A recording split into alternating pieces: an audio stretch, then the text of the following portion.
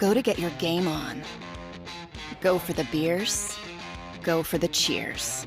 Go for the hit and the hits. Go for the stakes and the stakes. Go to get your parlay on. Go to get your party on.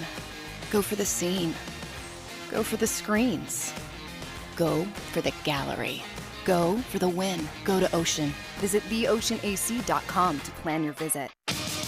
The greatest fans on earth. It's a bold statement, but would you expect anything less from Philadelphia? 58 years of heartache creates a toughness, a grit, a resolve not found in most. Sure, our prayers were answered, but now that we've had a taste, we're looking for more. Lehocky, official partner of the Philadelphia Eagles.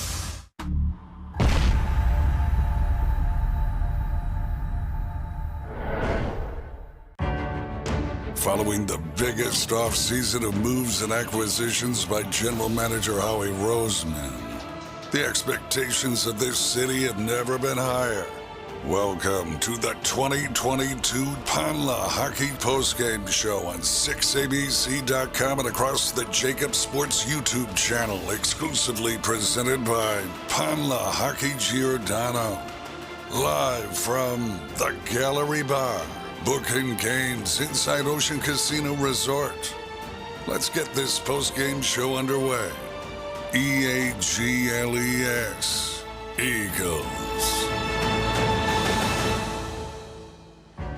Good evening, everybody, and welcome to the Lehocky Eagles postgame show. I am Mike Missinelli with my partners, Derek Gunn, Seth Joyner, Devin Caney will join us later. All right, the Eagles win it 40-33. And I guess I can sum this up real easy. They blasted the Packers rushing the football. Jalen Hurts set a franchise record. And they had 4 TD drives in the first half. Let me just give you the rushing totals. The Eagles rushed for 363 yards tonight. Jalen with 157. Miles Sanders with 143 and 2 touchdowns. First time a running back quarterback tandem in the same game had 125 yards or more since Gore and Kaepernick way back in the day. They knocked Aaron Rodgers out of the game, and they were just completely dominant. It looked like a closer score than it really was. The Eagles had control of this game by just gashing them, guys. You know, we said on the postgame show, if there was one Achilles heel on this Packers defense that has been plaguing them all season long was being able to defend the run. And the Eagles came out and took it to him. I mean, Jalen Hurts had 103 yards rushing on 7 carries in the first quarter alone. By halftime, they were putting up astronomical numbers. And, you know, they ran the ball 49 times. They should have ran the ball 60 times, Seth. They could have run for over 400 yards easy on this defense. Listen, there was a lapse in there between the time when the Green Bay Packers tied the game up at 20-20 until I want to say halfway through, like 11 minutes left in the third quarter, where they threw something like 20 straight passes. They didn't even run the ball. Why? Why? I have no clue. I mean, I was just dumbfounded as I was charting these runs, these passes one by one, and I'm like, why are we just throwing the ball all over the place? And then all of a sudden, they get back to, running the ball. And they're dominant again. We talked about it in the pregame, okay? And John talked about it. John McMullen talked about it as well. We said, hey, listen, the Eagles know that they can rely on the run. When things are going awry, they know that they can go back, and visit the run and get their offense back on track. And my question was, why not do that all the time? Right. Right. That should be your mode of operation. Now, I'm not happy to see Jalen Hurts take some of the hits that he took towards the end of the game. Right. But he is certainly a weapon that they have to utilize in their offense in order for their offense to thrive the way that they want it to thrive. And I get it. They want to get their passing game to where it's just as automatic as the run game. But I still contend that the best way to do that, D-Gun, is through running the football. Yes. Because when you play pass, when you bootleg, when you do anything off of that run action and you're coordinating it the right way, then you're going to be able to open up the rest of your passing game, in my opinion. There's no question, Mike, that Jalen Hurts is the best overall athlete on this offense. But I've seen this time and time again, too many times. You run a quarterback too much, and then all of a sudden, he's sitting on the sidelines. That one hit he took in the fourth quarter where he sat down and the defender tackled him from the back and bent him over made me cringe just a little bit. But to be as effective as they have been as an offense, you have to utilize all of his attributes. Listen, that's the downside of a quarterback running the football. But and Chris Collinsworth said it during the broadcast. In today's NFL, unless you're Mahomes or maybe Josh Allen, you need that skill set to succeed anymore. That's the true. way this league is, and That the way how defenses are so fast and explosive that it's almost essential. The Eagles have that card now that a lot of teams want and are drafting. I'm not going to go so far as to say that it's essential. It's a luxury to have, in my opinion. Because the way that the NFL develops quarterbacks now, if these guys don't get the development at the collegiate level, but they're great athletes, or they can throw the ball halfway decent, but they're really good with their legs like a Lamar Jackson, then guess what? They're going to bring them in. They're going to devise the offense to work around what they do. But what Jalen Hurts has done, what makes him a bit special and a bit different, is he came in last year and his passing game is what his Achilles heel was, okay? And he took it upon himself this past offseason to make that a strength.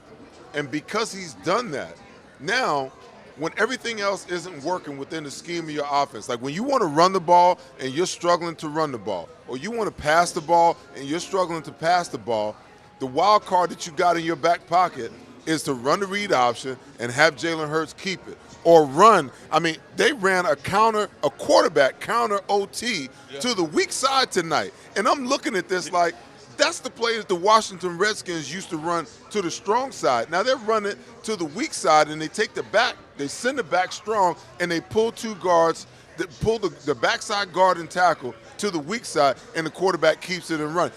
There's no defense for that play. But I'm telling you right now. You know what, Mike, to pick up on something you said a moment ago, you mentioned two names, Josh Allen and Patrick Mahomes, okay? And you look at the way they play the game too, they take off and run on any given moment. If you look at the better quarterbacks in the National Football League right now, they all have that ability to take off. Even Justin Herbert have that ability to take off and run. The only difference is those quarterbacks are slightly more efficient at passing the football at this point in their career than Jalen Hurts is. Okay? Yeah. So now, they run out of necessity. The Eagles are using him as a weapon within the scheme of their offense. Exactly, but then we go back to what Derek said, which is, like, do you really want to risk it that much? That hit he took to the back of the neck was kind of a frightening hit, and you just hope he lasts. He's strong enough to do it, believe me.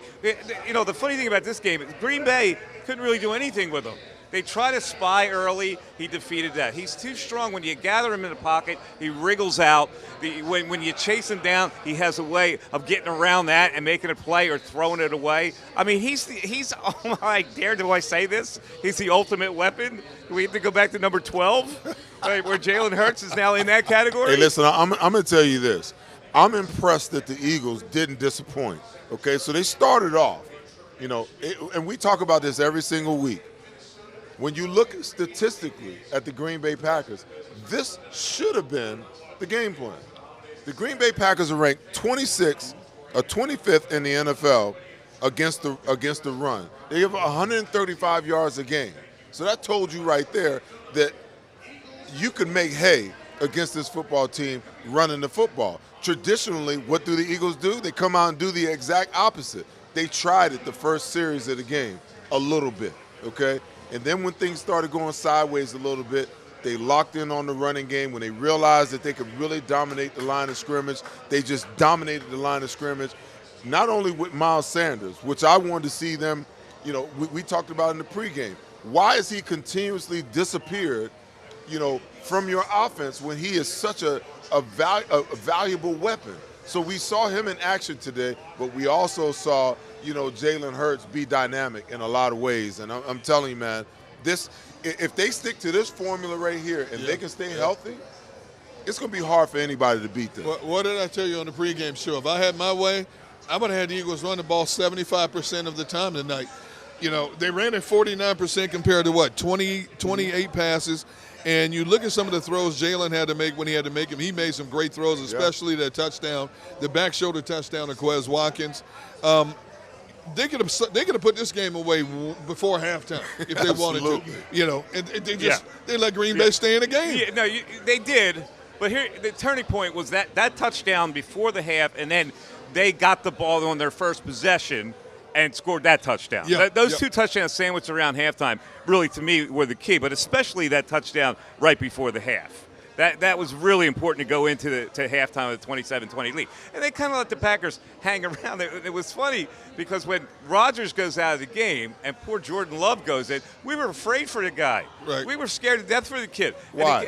Well, because he had to throw. You're saying that because you know that Gannon wasn't good at putting pressure on him, right? I just wanted to know why. Because the mindset was, we got a young quarterback in the game now. You know, we can come after him and apply pressure. Well, hell, he hadn't done that all year against all the backup quarterbacks and all the second-string quarterbacks and all the first-year quarterbacks that we've seen this year. He hadn't done that against any of those guys. You expect for him to open up the blitz vault and come after Jordan Love just because Aaron Rodgers is there? It ain't ever going to happen, man. Yeah. Can we keep this first segment positive before we get there's to Jonathan Gannon? Okay, because we got plenty to say about Jonathan Gannon's scheme in this game. So let me ask you the question, D-Gun. Yes, okay, yes. If you tell him the truth, is it negative? No, it's not. But Okay, then. So we keeping it positive. Well, my point was that I thought the kid was in a really precarious spot there where he was going to have to throw the ball every down. And he wound up making a big play to Christian Watson, which kind of made Eagle fans a little nervous about it. With 8 minutes left, they scored, make it 37-30. But then the Eagles responded with a drive to get a couple first downs. They got the field goal, and it kind of chased them away again, even though Green Bay made a gallant effort again at the end. You look at the final score, and you're right. They should have put this team away a lot sooner with the dominance they had in the trenches tonight. But it's another win. They did what it takes, and they were really impressive running the football. So I got to look at that. There's so much to unpack. There's so many little plays that we can go over in this game. It was a crazy game tonight. So the Eagles, they're 10-1. Keep piling up the wins. Keep piling up the wins. You have Minnesota bird dogging you at 9-2. You have Dallas lurking in the shadows, and of course you have a rematch coming up with them. You still have 2 games against the Giants. And, they're a better team than the Giants, but, hey, it's a divisional game. You just never know what could happen in divisional games. I don't care how you get to the W finish line. Just get to the W, man. Yeah. Listen, a couple of, we had to mention these. A couple of injuries happened in this game. C.J. Gardner-Johnson goes down, and we'll have to get an update on that. But the ship came in. The steamship, Reed Blankenship. Oh, this kid. Came in with a couple of nice plays. And, of course, Landon Dickerson got out of there. So we have to catch up with what happened there with Landon Dickerson. Well, from what I'm hearing initially, there's a possibility CJ might have a cracked rib. Now, obviously, they still have to go through a few more tests before that's determined. I hope that's not the case. And, we looked at the hit that he took time and time again. Initially, Seth, you thought he hit the receiver, Christian Watson, with his chest. But as we looked at the replay, he caught him with his shoulder. And I'm trying to think, how in the world could he have possibly cracked the rib if that is the case? I mean, he was going full bore at him, but he bounced off of him. Yeah, it's just the angle. He never got to a place where he could dip his shoulder down and strike the blow with his shoulder. He kind of hit him body to body. And, it could have been an elbow, it could have been an arm, it could have been a myriad of things that just hit you the wrong way. You just got to make sure. And again, that comes from, not tackling, not hitting in practice. Right. So, you're kind of unconscious of some of those things. And then the other thing is, you don't want to get your shoulder or your helmet too low, and mess around when that guy is trying to absorb a blow. Right. He ducks his head, you duck yours, and then you helmet to helmet, and it's a 15-yard penalty. These are the types of things, these are the types of injuries that occur, when you have the rules set up the way that they're set up. Guys are trying to make sure that they keep their neck in their head out of the hit, and by doing so, that opens everything else up. True. You got shoulder pads on your shoulders for a reason. Yeah. You're supposed to lower that shoulder and put that shoulder on the ball or on the ball carrier, and he didn't. And I mean, I think it's going to cost him a couple of weeks. If he's got broken ribs, man, we might not. They may wind up putting him on IR, and that's a big loss. Well, you know what, Seth? You make a valid point, but because defensive players are so afraid of what is and what isn't a strike zone now, you know, you try to alter your body a certain way, and we see more defenders getting hurt because you're not allowed to tackle the way you were taught to tackle 10 years ago. Well, because you're not responsible for how the offense reacts. Like, if I went to hit you right now, the first thing you would do is what? It's flinch. You would flinch, curl and up. you would do that. Right. So when I conversely come to tackle you and you know you're about to absorb a blow, the first thing that you do is you do that. You lower your head, you lower your center of gravity. So I could do everything right by trying to strike you at the chest level. Right. But because you moved down a foot, okay, and I did everything right, and my head strikes your head, now it's a 15-yard penalty on me. Absolutely. And to me, that's wrong. Now, if I come at you and from 5 yards away, 2 yards away, I duck my head and I launch myself at you, now that's a legitimate penalty. Right. But if I'm just trying to play the game and I'm trying to do everything right as a defensive player and I'm targeting the right area and you drop your head, I shouldn't be penalized for you flinching. Don't flinch. But 8 times out of 10, you are now. Absolutely. You're because right. of the way they changed the You're rules. right. So I had to bring up one other thing, and, we saw it. Keyshawn Nixon on kickoff returns. Oh, my goodness. goodness. And you know what? The goodness. Eagles got that first touchdown, their first possession of the second half. They survived a big return by the kid to open up the second half. Green Bay got the ball first. But my man had 172 yards in returns on 5 kick returns with a long of 53. And we've been talking about the special teams for a while now. They have, if you look at Mike. one weak area of this team, it's got to be that. Mike, that's 34 yards per return. Do you realize he brought a kick out from 5 yards and 7 yards deep? Yes. I mean, in a 7-yard, he returned to 53 yards. 53 yards. And I'm like, at some point in time, see, you know what this reminds me of? This reminds me of Green Bay last year. Green Bay went to the playoffs last year knowing that their special teams was a weakness. The special teams was their Achilles heel. And it wound up costing them in the NFC Championship game, and if they don't figure out how to get this fixed now, okay, when you get down to the last 4 teams, the NFC, AFC Championship, you got the best coordinators against, the best players and the best offensive and defensive players, okay?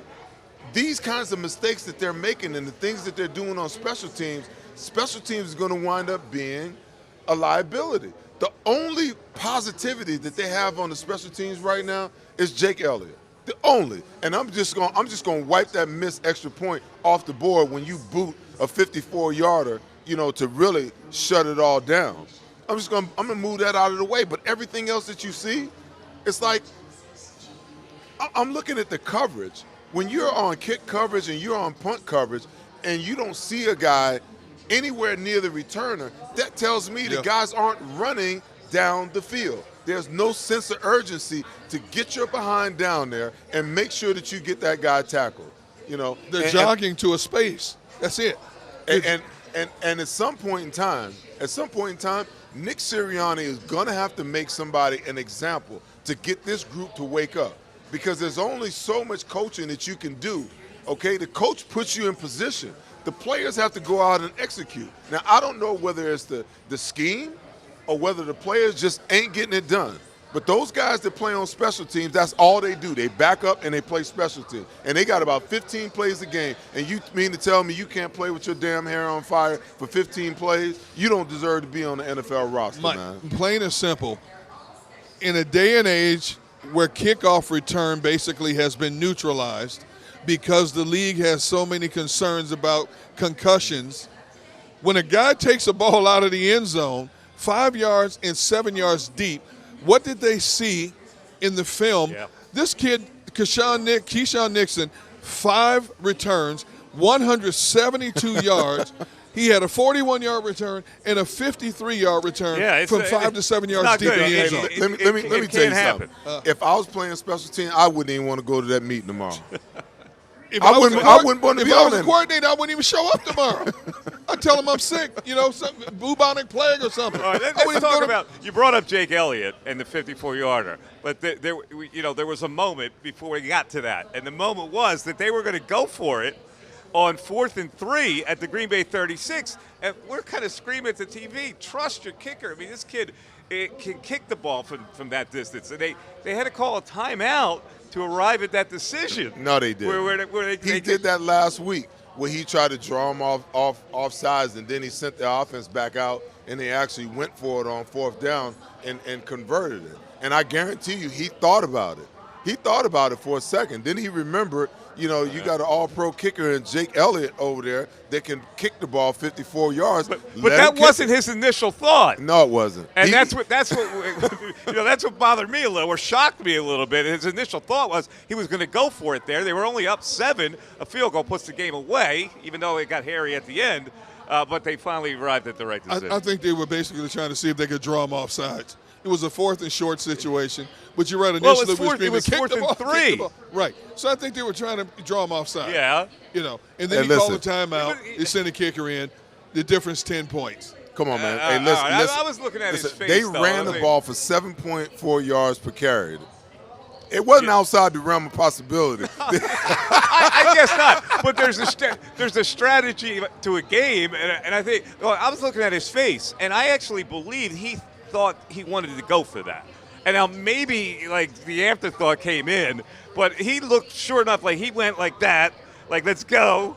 And we were both going, well, no, I don't know about that. And they finally got the field goal. So it's all good. The Eagles win it again. And again, we're talking about what their game plan was. The first drive of the game, they came out pass, and then all of a sudden, Jalen Hurts just took over in that first drive and just ripped them apart with major gains to put them up 7-0. Mike, I'm telling you, this began when they were down in the 4th quarter against the Colts last week, and they re-realized, I think they always knew it, they wanted Jalen Hurts, I believe, the first half of the season to prove to them that he could throw the ball, because they knew that he could do this. Yeah. But when they got when it came crunch time last week, and they tried everything that they could try, and they couldn't figure out how to foil that Colts defense. They just said, all right, Jalen, go out there and do what you do. And then they came into this game and realized right away that, man, from a numbers perspective, and that's really all it is, it's a numbers game. When you see these quarterbacks being able to run, it's a numbers game, because the guy that's responsible for him is the free safety. He's lined up 15 to 20 yards deep, and he can't defend that guy. So then you get man blocking across the board and a quarterback that can run and make guys miss the way that Jalen Hurts can miss. He's a weapon. My only reservation is I don't need to see him run the ball 17 times to win a game, because sooner or later the law averages say that he's going to take a hit that's going to be detrimental to the team, because they're not going or getting where they want to go without him under center. You almost took that hit tonight in the 4th quarter. Yeah, it's like, it's all fun and games till you get your eye poked out. I understand. I understand that whole thing about Jalen Hurts, but again, they had a spy on him. They tried to spy the rookie, and he just danced past them. He had runs at 24 and 27 in that first drive. His first 3 carries was 60 yards. So, I mean, that's a pretty good start, right? Well, they had 69 yards rushing on the first drive of the game. Yeah. Okay. That's demoralizing in itself. Jalen Hurts did what we've grown accustomed to watching Jalen Hurts do this season. Use every ounce of athleticism that he has when it's called upon. Mm-hmm. Now, sometimes we may not agree with it. Sometimes we cringe because of how many hits he's taking, especially when they call those quarterback draw plays up the middle. Why would you send your quarterback up the middle in the teeth of a defense when you know they're laying in the woods trying to take shots at him? Luckily enough, Green Bay's run defense was so porous, he had plenty of lanes to run through and get down when he had to. But a better defensive scheme. Now, they're going to play a better defense next week in Tennessee. I guarantee you Tennessee won't have all those lanes that Jalen Hurts can run through that he ran through tonight? Well, I mean, I don't know at this point. He seems to run through everything. I mean, there's no question about it. I mean, there was the third drive. The Packers took a 14-13 lead. They had a 3rd and 2. Boom. Right end for 41. Right. And it's like you can't stop that. No, you can't. No, you can't. Well, I'm telling you, what they do is they really put the defense in conflict, especially when they have the tight end off the ball and they snap the ball and they send the tight end across. See, when you send that tight end across pre-snap, what you're effectively doing is you're changing the strength from left to right. So now the defense has time to adjust to that. But when Jalen Hurts snaps the ball and that guy goes across, you're effectively changing the strength, and the defense doesn't have an opportunity to adjust to it. So now you get an extra blocker on that side of the ball. And now you put the defensive end in conflict. Do I take the guy that's coming? Do I take Jalen Hurts? Is he handing the ball off? You got all of these things going through their mind. And then the Eagles' offensive staff is just masterful at giving it to you and then running it just regular without bringing the other guy over. So they keep you thinking and they keep you confused all the time. It's going to take a monumental defensive effort to figure out a way to keep Jalen Hurts from doing what he's doing. Now, they figured out how to keep him in the pocket. They sacked him twice tonight, and they made him throw away a lot of balls. They didn't let him get out scrambling the ball.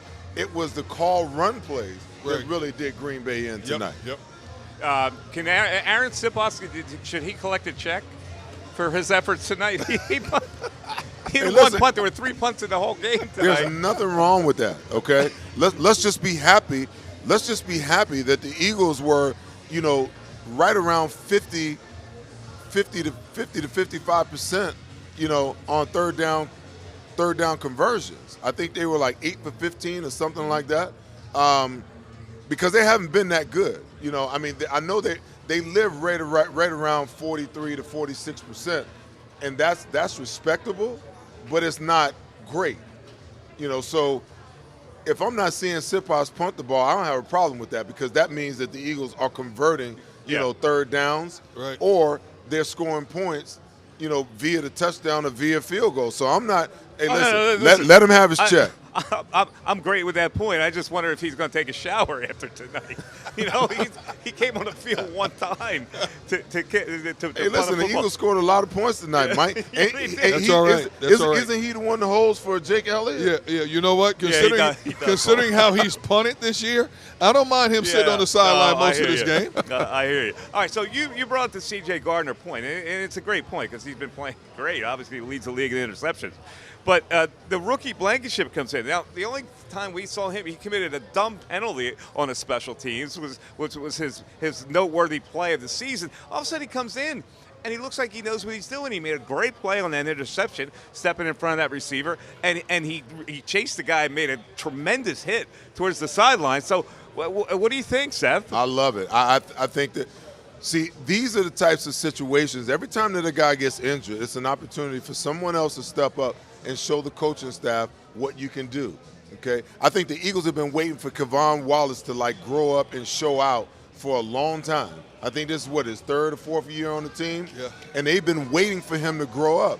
And then all of a sudden, this Blankenship kid just comes out of nowhere, steps in, foils Aaron Rodgers, steps in front of him, in front of the tight end, and intercepts the ball. He's coming downhill, laying lumber on people all night. He had one bad play on defense tonight, and that was it. He just took a bad angle on that ball where Jordan Love hit Christian Watson coming across. He took a bad angle and underestimated the 4.3 speed of Christian Watson, and he ran away from him it wasn't even fun. And that's what I worry about. Right. Are other receivers going to run away from him? I don't really know that. What kind of speed does he have? No, listen, he's got decent enough speed. Now, you see the kid run. He can run. But when you're trying to track a 4.3 guy and you don't take the right angle, there's no recovering from that. Right. You know what? Blankenship's going to make people forget about Wallace real quick. If he continues to play the way he played tonight, you can forget about, because I'm not worried about that part of it. I don't think Wallace is developed. I'm not worried about the Wallace part. I'm worried about whether he can replace C.J. Gardner-Johnson. No, we're worried. That's what I'm worried about. We're worried about all of it, Mike, because you're talking about, when you lose one guy, you're talking about depth. because another unproven entity has to step in, and the other unproven entity is really one play away from having to step in for him. Yeah. So it is a worry. But to D Gunn's point, and to your point, it'll either make Kevon Wallace step up now that he sees that someone has superseded him on the roster that's 2-3 years younger than him. He'll either raise his level, and you saw him play well at the end of the game, or he'll go into the shell and he won't be on this roster next year. It's just that simple. See, Blankenship played like a hungry young player tonight. You know, he hasn't got many opportunities, and all of a sudden he gets his opportunity, and he played with that hunger tonight. He makes a great play on the interception, made some great hits in this game tonight as well. Can he replace the CJ? Well, CJ has the experience on him. You know, CJ knows to look for little things that this kid still has to learn to look for. He's going to make some plays, but he's also going to make some mistakes. Coordinators are going to identify what he's doing back there, his strengths and weaknesses, and they're going to utilize that against him. But if he plays anywhere close to what he's playing tonight, I feel a little bit better about him being back there for the duration of CJ being out. All right, I want to talk about hold up, Mike. You know what I love about him? Is that he wasn't afraid to make a play. Exactly. Yeah. Exactly. Okay. Most guys would have let Tunyon catch that ball and come up and hit him, okay, and make the tackle. He believed his eyes and believed what he saw, and fear didn't exist in him to take a chance and make a play. And I'd rather have a player like that than the player that plays it safe every play. That's a really good point. I want to talk about Aaron Rodgers in a second, but first I'm going to tell the folks who are watching this show on 6abc.com or the JAKIB Sports YouTube channel, here's a chance to win tickets for the next Eagles game from our friends at Pond Lehocky. Let's hear how. Hey Philly, it's Tom Giordano from Pond Lehocky Giordano. Be sure to follow Pond Lehocky on Instagram for your opportunity to win free Eagles home game tickets for the rest of the season. You heard that right. We're giving away free tickets all season long. And guess what? We're going to give away tickets to the playoffs and the Super Bowl. So make sure you're following us. And as always, thanks for watching the Pond Lehocky Postgame Show. Go Birds. All right, there you go. Easy as that. All right, Aaron Rodgers. You know, I'm watching the game early on when he threw that careless interception where he was trying to make a play and he just kind of flipped it up there. And I'm thinking, is he interested anymore? Now, as it turned out, he got it back a little bit. But with this injury now, him going off the field, and it looks like it's he's been banged up, let's face it. And Jordan Love comes in. The Packers are pretty much out of it. They really have to win every game the rest of the year. But Love will probably play the next game if you look at Aaron Rodgers' condition. So what do the Packers do now with Aaron Rodgers in that situation? Well, you gotta find out what Jordan Love can do. I mean, you drafted this kid in the first round a few years ago, 26 overall. It's the same thing when Brett Favre was there and they drafted this guy named Aaron Rodgers in the first round as well. You know, Jordan Love has sat on the bench several years now. You have to find out and make some decisions in terms of what he is or what he isn't to the future of this organization and Matt LaFleur's offense. You know, they have a young receiver who's emerging now, this Christian Watson, by the way, who has 6 touchdown catches now in the last 3 games when he couldn't catch a cold for much of the season. So that could be the new Devontae Adams to Aaron Rodgers, Jordan Love and Christian Blake and Christian Watson. So if I'm the Packers, Aaron, you know what? Your ribs are a little bit more banged up. You know, we're automatically out of this now. We got to play for next year. Yeah. You know, just sit it out. We know we're paying you a lot of money. Just sit it out for a while. You're not doing anything with Aaron Rodgers, okay? Aaron Rodgers signed a $150 million deal, a 3-year deal. Absolutely. He's not going anywhere. There's too much dead cap space for what you're insinuating may happen, okay? The smartest thing that they can do right now, they're now 4-8. They're out of it. Just let Jordan Love, like D Gun said, play the rest of the season. Let Aaron go get your thumb operated on. If you need to get your thumb operated on, let your ribs heal. You know, wipe some of that barbecue sauce off of it. You know, whatever it is you got to do, and we'll see you. We'll see you in 2020. Hold on. Let me ask both of you this: did it look like his thumb was broken tonight? The way he was zipping that pass? No. That touchdown pass he threw to Aaron Jones down the seam. He's definitely hurt, though, so we'll see what they do. But right now, let's go to the Eagles locker room, where our pal Lane Johnson is standing by.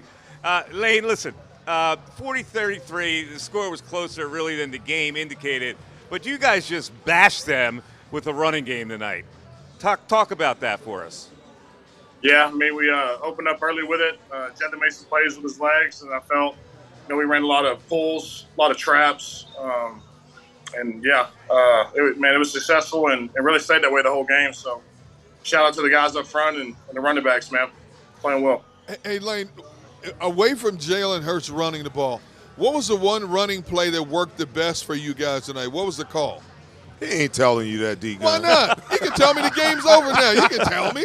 It's where me and Isaac are just me pulling to the left. There you go. See? He told me. Yep. So you mean to tell me the quarterback counter OT weak? See, look at. Okay, Lane. So my question is, more than anything, I want to know how your leg is doing. That darn penalty, man. That was close to being pretty darn serious, man. I think if my foot would have caught, I think my knee would have went. They barely missed. I don't know. I feel like those guys have been like, they recently changed the rules on that, and I feel like they're so like accustomed to doing that. Yeah. But no, man. Luckily, I got out of it, but it was close. Lane, let's talk about that play. It was Adrian Amos who really submarined you, and I wondered how you held your temper on that, because a lot of offensive linemen, when somebody cuts them like that, aren't really happy about it. You took it in stride, it looked like. Yeah, I mean, it's really on to the next play. I remember when they could cut, so that's happened to me before. So it just, I got to do a better job using my hands. But yeah, man, I was lucky. I was lucky to get out there without too much harm. It's close. Hey, Lane, are you aware of what the final rushing stats were for you guys tonight? So 350. 49 carries, 363 yards, and 3 touchdowns. When was the last time you played in a game as an offensive lineman? I don't want to even count college, because I'm sure you did it in college, but as a pro, where you've run for 363 yards on an opponent? I mean, the only game I could think, I know being in the twos, was the snow game. I'm trying to think any other games that was close. I think we've been in the 200s before, but yeah. No, man, it was just one of those things that kept hitting and it stayed consistent the whole game. There's some times where we'll hit it early like that, maybe the first half, and we die off second half. It was just consistently hitting. Wow. Lane, talk about the mentality, the conversation that goes on in the huddle, the conversation that goes on, on the sideline in between series when you guys are just – when you got the run game rolling like that, because that's got to be a lot of fun for you guys up front. Yeah, I mean, after every series, we go to Stout and Kels and Isaac are kind of, they diagnose a lot of it, and anything we may change or scheme up to help us out, we do. But a lot of it goes into the tight ends too, making blocks on the DNs. So really, just collectively, I feel like that was one of our best performances we had. Shout out to Coach Stout. Lane, it was clear that they couldn't do anything with Jalen. And so they started out, it looked like they started out with a little bit of a spy look. When did you guys adjust to that, or how did you adjust to it on what they were going to do with him? Because it didn't seem like anything they were going to do was going to stop him tonight. Yeah, I think they were spying him, and then a couple of times he broke contain, and I think that changed some stuff. So, yeah, man, anytime you get a quarterback like that, things can be covered up downfield and you can scamper for, 30, whatever it was. But, consistently making first downs, it's very deflating for a defense. And one thing about it helps in the run game is that, the defensive ends and the linebackers backside have to honor a lot of plays. So, yeah, man, it's a good matchup for us to have. Lane, you guys are sitting here at 10-1 now, and you found 10 different ways to arrive at this equation. And after this particular game tonight, what does Sirianni say to you guys in the locker room? We know what we got to tighten up at, and really, as much as I say it, it's really, we got to ignore all the distractions, man, and really stay focused. I know it's easier said than done, but you got to practice it. It all goes down to what you do every day in the building and in practice. So, little stuff, man. The second half of the season goes by quick. So, right now is crunch time. All right, Lane, listen, great job again, 10-1, and now another rushing attack comes to you guys next week. But the way you guys are running the football is just a sight to behold. It's really it's really a pleasure to watch a team just grind up another squad like you guys did tonight. So great game, and we'll talk to you next week. Thank you, man. Thank y'all. All See y'all next week. right, that's Lane Johnson live from the Eagles locker room. Let's take a break, and we'll come back with more analysis. We got plenty of show left, including our Diamond debate. We're going to have Devin Caney join us in a little bit as the Eagles postgame show sponsored by Pond Lehocky with the guys and the girl. We're back after this.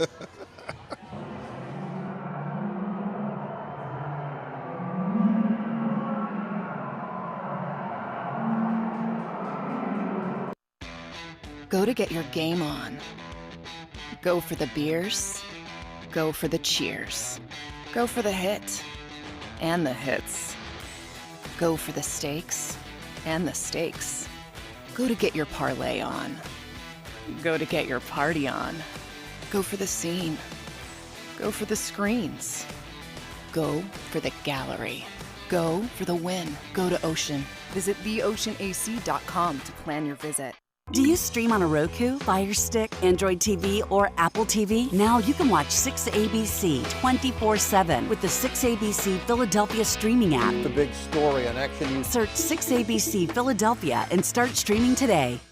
Philadelphia fans, we're cut from a different cloth.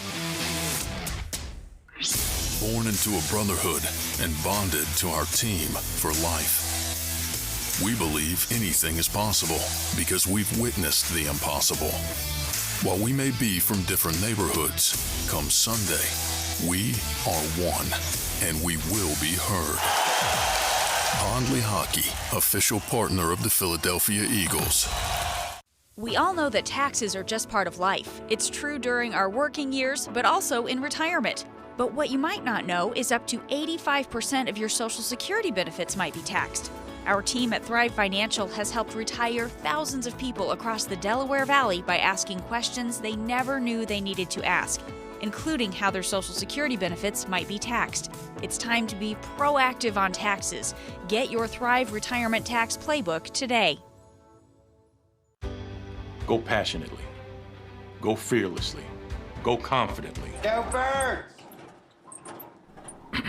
Go confidently towards your goals with First Trust, Philly's hometown bank for nearly 90 years, and the official bank of the Philadelphia Eagles. We're focused on getting you over the goal line. So go with conviction, go with trust, Go Birds! and go forward with us by your side. First Trust Bank, the official bank of Philadelphia dreams. Oh, and go Birds.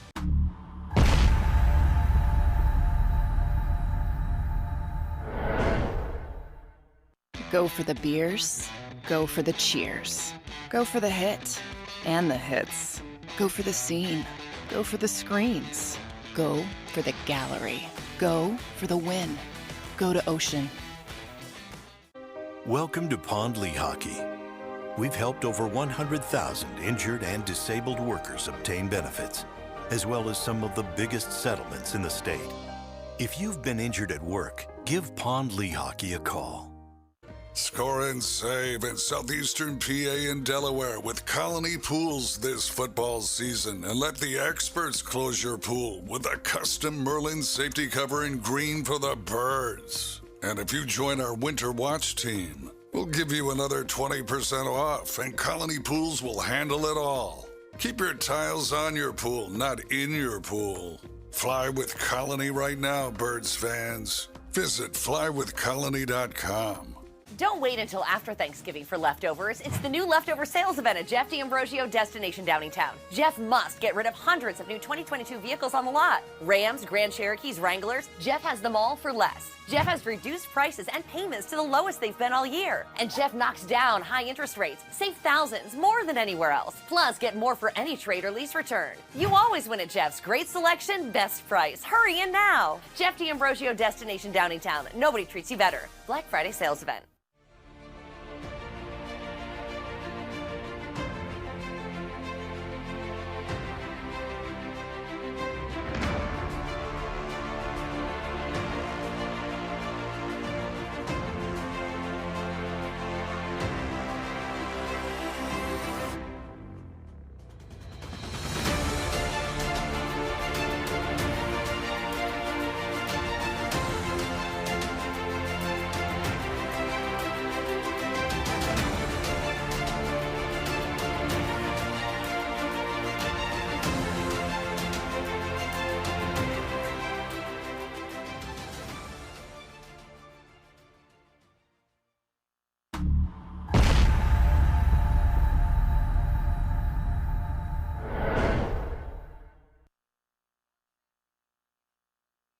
I'm Devin Caney. It is now time for our Diamond Debate presented by Mark's Jewelers. We've got some rowdy fans in the building. Apologies for that. So, yes, if in case I missed my cue there because there are some distractions happening right now. Welcome back to the Lehocky Postgame Show. I'm Devin Caney. Time for our Diamond Debate presented by Mark's Jewelers. Guys, Jalen Hurts today had another MVP-type performance. He rushed for a franchise record 157 yards, also threw 2 touchdown completions. This guy is certainly making it interesting for us on the show today. The Diamond Debate is on the JAKIB Media Twitter page as well as the YouTube community page. And, of course, Jalen Hurts is talented and using his legs and his strengths to the best of his ability. But the question comes into play when you wonder if he's starting to put his body on the line too much, because Jalen Hurts is a big reason the Eagles are 10-1 right now and have the best record in the NFL. So that's what we mean by this question. Should he maybe reel the running back in moving forward, even though it does seem to be working for them? It's hard for me to say curtail. He's such a dynamic part of what the Eagles do offensively that it's hard for me to say, yeah, he's running too much. I know that there's probably going to be one time it happens I'm going to say that he should not run as much because it costs the Eagles. But I can't get to that point where I say be safe. He's so great at it, and he's such a dynamic weapon doing it. I guess I'll have to take it if it comes. There was a time in the game when he ran inside the 5-yard line and he was sandwiched between 3 Packer players and he got up slow, and you're wondering if he was hurt at that point. And then, as we've talked about earlier in the show, he took that hit in the fourth quarter where he sat down and the defender tackled him on the back and he bent him forward. And I'm thinking, okay, now you're talking about possible neck and rib injuries. Right. You know, he's such a strong, dynamic player. He can absorb a lot more blows than a lot of quarterbacks in today's game. But when you look at the recent history of a lot of quarterbacks who run a lot, you end up missing 4, 5, 6 games. Lamar Jackson missed how many games last year? The running aspect cost RG3 his career. We've seen Patrick Mahomes miss games. Josh Allen miss games because of things like that. It's a part of the Eagles' offensive plan based on down and distance. I get that. A lot of times he's running out of necessity because there's just nothing down the field. But when you look at 16 times, 17 times a game, eventually somewhere it's going to catch up to you. There's going to be a scenario where a blindside hit comes, a linebacker, a safety comes up and catches him in the solar plexus or something, and you're wondering how long he could possibly be out. You know, it's like Mike said, though. It's such a dynamic part of his game. Who are we to say when is enough enough? But when you watch what has happened to quarterbacks who use their legs a lot in this game, you know, when they go out. There are certain plays where it kind of makes you cringe. Makes you cringe, and there's a lot of times during the season, quarterbacks are out at the most inopportune time. Right, and we don't want that to happen to Jalen Hurts, especially as we're getting deeper and deeper into this regular season. See, I think he's a different animal. I think he's a different animal because, you know, he's trained himself for this. You know, you look at him; he's bigger in his upper body than he was last year. Right. His squat leg strength is legendary. I think for me, the biggest question is, you know, and it's a fine line. You know, can you be more careful about, you know, for lack of a better word, can you be more careful about, you know, your decision making when you're running the ball, Jalen? Okay, but then again, you know, you saw him break out of the pocket tonight, and you know he gets on the edge of the defense in that first drive. And you're like, okay, he's got the first down. Get out of bounds or get down. And then he takes off for another 30 yards. Right. So there's always that fine line between, you know, you got what you could get down, and that fine line where it's like, oh, but there's more there. I think his strength actually works against him because he has that mindset that he's so strong that he's not going to get hurt. And I think that somehow has influenced the coaches the same way because they run some of those carries between tackles when he carries the football. Those design runs are the ones that bother me. When he goes outside, you know, he's going to make a big play. There's nobody can handle that. But he's running like a running back a lot of the times. And running backs don't last. Well, listen, he's got that skill set to be able to do it. I don't know that, you can say that running backs don't last. I think running backs don't last the ones that don't take care of themselves. But you look at a guy like Nick Chubb. I mean, he's lasting. I mean, there are very few running backs that aren't going to get worn down. So. I understand that, okay? But a lot of it comes down to how you prepare your body and how you get yourself ready to play. We have devolved into a place with football where, less is more. Listen, I get that, but like Derek Gunn was pointing out when we were watching the game. You're talking about the rib shot that he took on that play. Right. Well, and it was his neck kind of. And that was another one. The neck shot.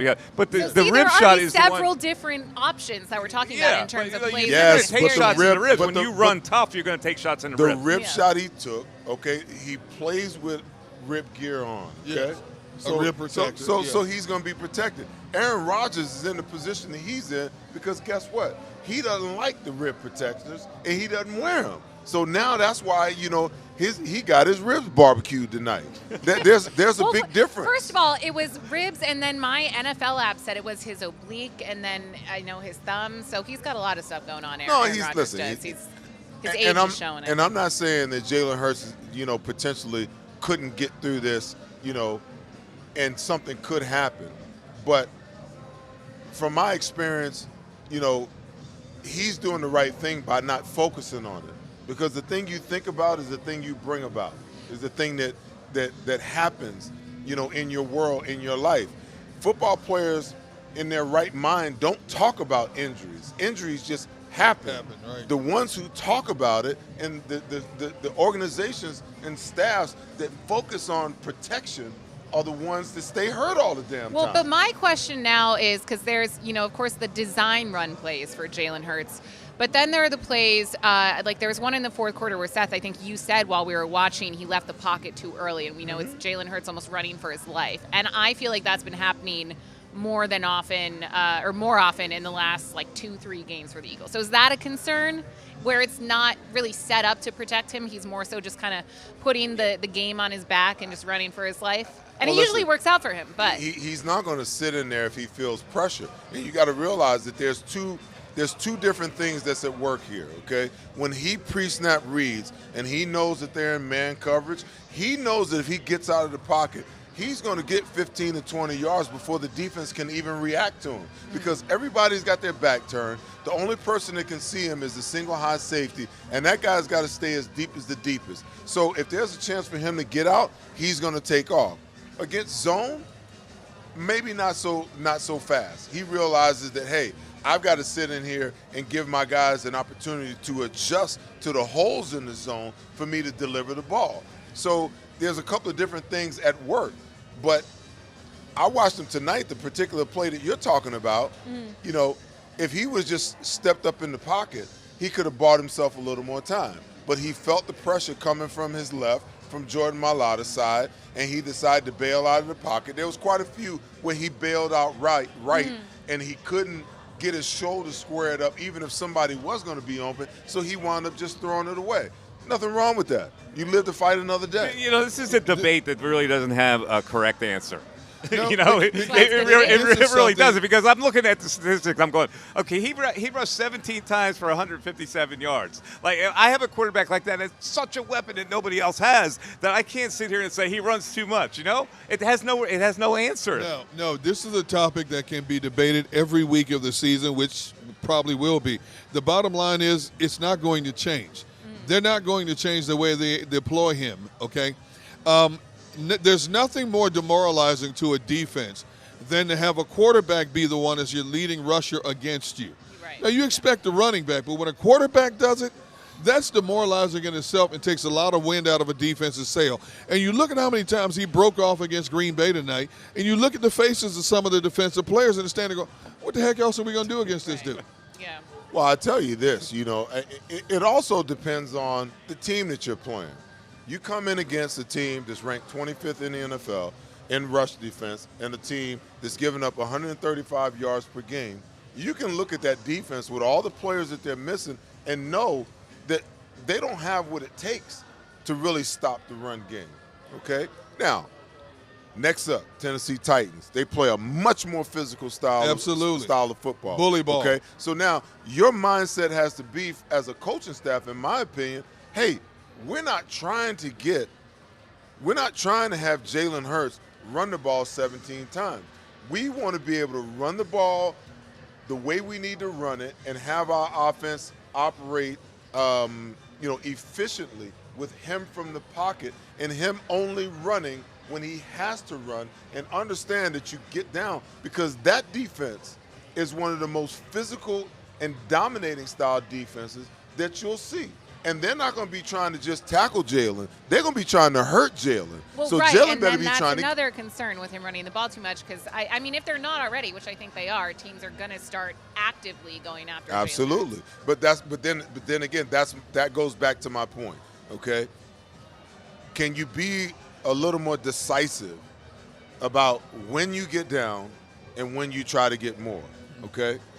I mean, can you figure out how to do that?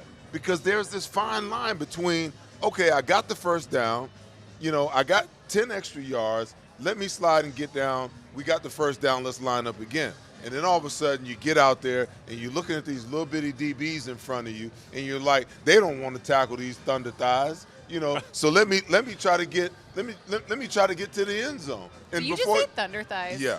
And before wait, so we had what did Collinsworth call it? The double cheek push, and now we've got thunder thighs. Hey, Jalen Hurts is really getting some good names tonight. When you're a quarterback and you squat 600 pounds, you get the nickname thunder thighs, okay? So anyway, he's looking at these little DBs like, I can run you over. You can't even hurt me.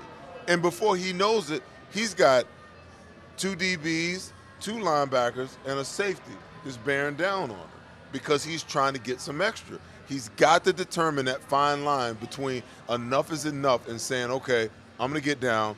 I got what I can get. Let's live to play offense another play and protect myself.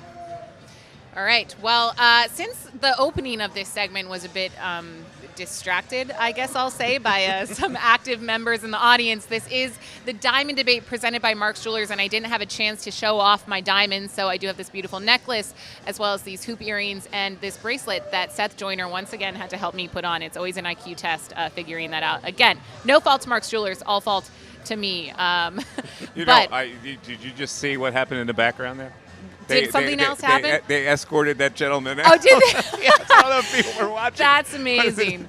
Security escorted that gentleman Perfect out. timing. It was perfect. And that's how you do a show. That's showbiz, baby. I started to excuse myself from the segment and escorted I think it was when Seth Joyner turned, when I was like, okay, there's no way that I'm going to be able to make it through this without acknowledging. He didn't want any of that smoke either, that guy. Yeah, no. All right, so stick around because the drive of the game is coming up next on the other side of this break.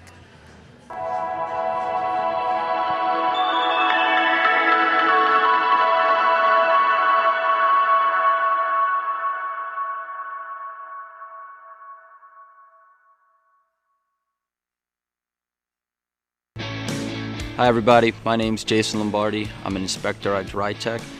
At DryTech we offer 3 major services, the first one being basement waterproofing, the second service we offer is foundation and structural repairs, and then the third service that we offer is mold remediation. If you feel you are having a waterproofing issue, give DryTech a call or check us out online.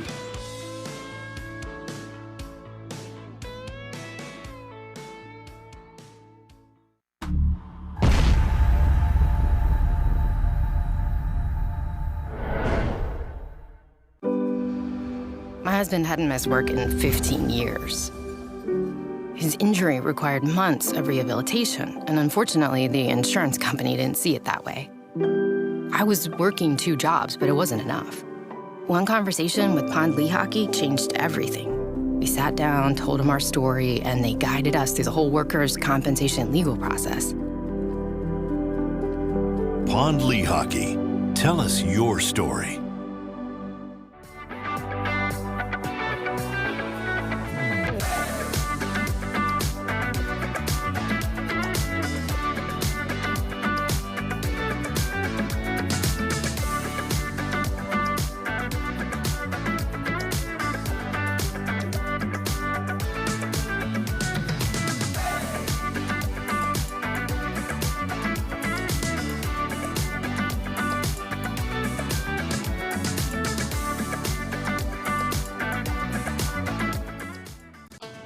The faces you know.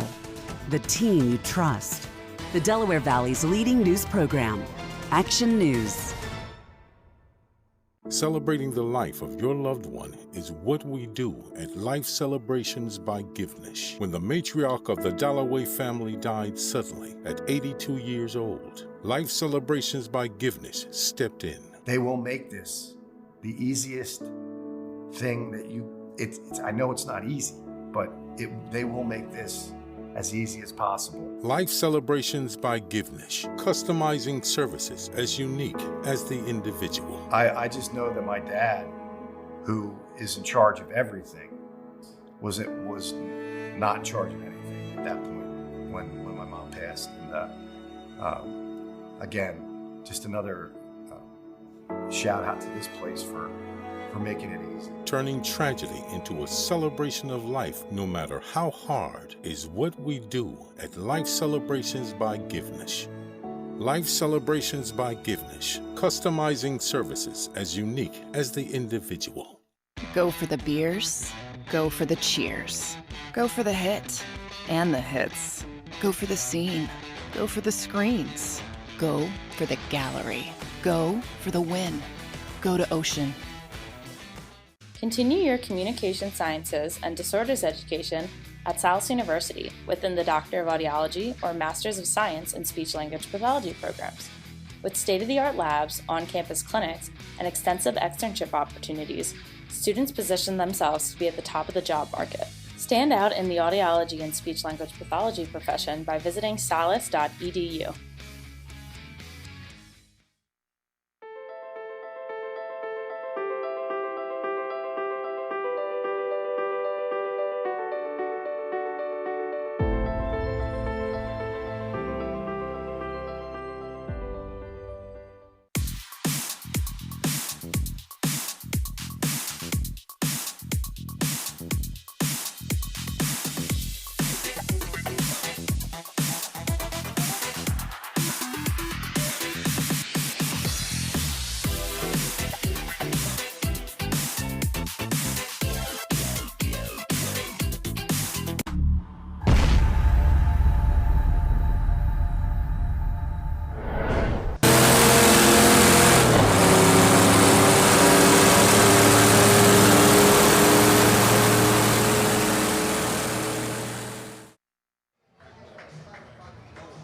Welcome back to the Lehocky Postgame Show. It's time for our Jeff D'Ambrosio Auto Group Drive of the Game. Go JeffAuto.com. Guys, I always love choosing one of you to go first. D-Gun, I think it's your turn. What is your drive of the game? I know you were too quiet last segment, though, so you can go first. I'm sorry. It's how it works. All right. I'm going to go with the drive that put them up 27-20 right before the half.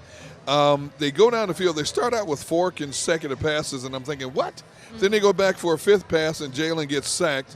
And so now you're looking at a 3rd and 14 situation. Comes back with another pass to Devontae Smith. It's 4th and 1. He sneaks it for the first down to the Green Bay 35. And then all of a sudden he runs it the next play to the 30. And then a few plays later, he unloads and hits Quez Watkins on a back shoulder throw against Rasul Douglas for the 30-yard touchdown. That put him up 27-20. Basically, they never looked back after that. Yeah. It was, as Mike said earlier in the show, it was a pivotal touchdown in this game to regain some momentum. So, because you made me go first, I got first choice. That is my drive of the game. I love that. I like your choice. I think you chose well. Thank you. D-Gun. I really liked it. Sorry, just because I felt like, especially last week against the Colts, we hadn't seen the Eagles maximize the clock as it was winding down, both at the end of the game and especially going into the half, because we were so used to them being up by so much going into the half throughout the beginning of the season. So yeah, I was happy to see them finally take advantage of the time that they had in the first half and get that touchdown. Seth Joyner, what is your drive of the game? I was going to say I concur, so you can just pass it to Mike.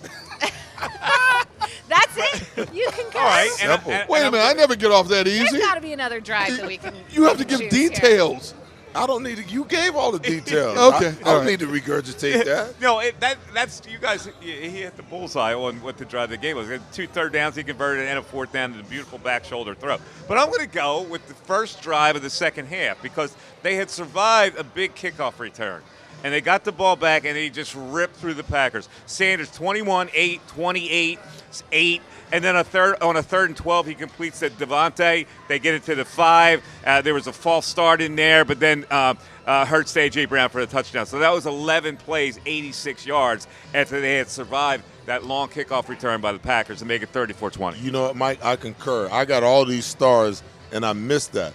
11 plays, 86 yards, and they ran the ball 6 times and passed it only 5 in that drive. Wait a minute. So I changed. You by yourself. Wait a minute. Which So one Seth you is just concurred gonna twice? agree with everyone else's drive. What of a the game. politician. Look right there. Look at all them stars right there. I had already Yeah, had that it. way it was You a had already beautiful concurred, which means you had finalized your thought. Now you can concur again? Hey.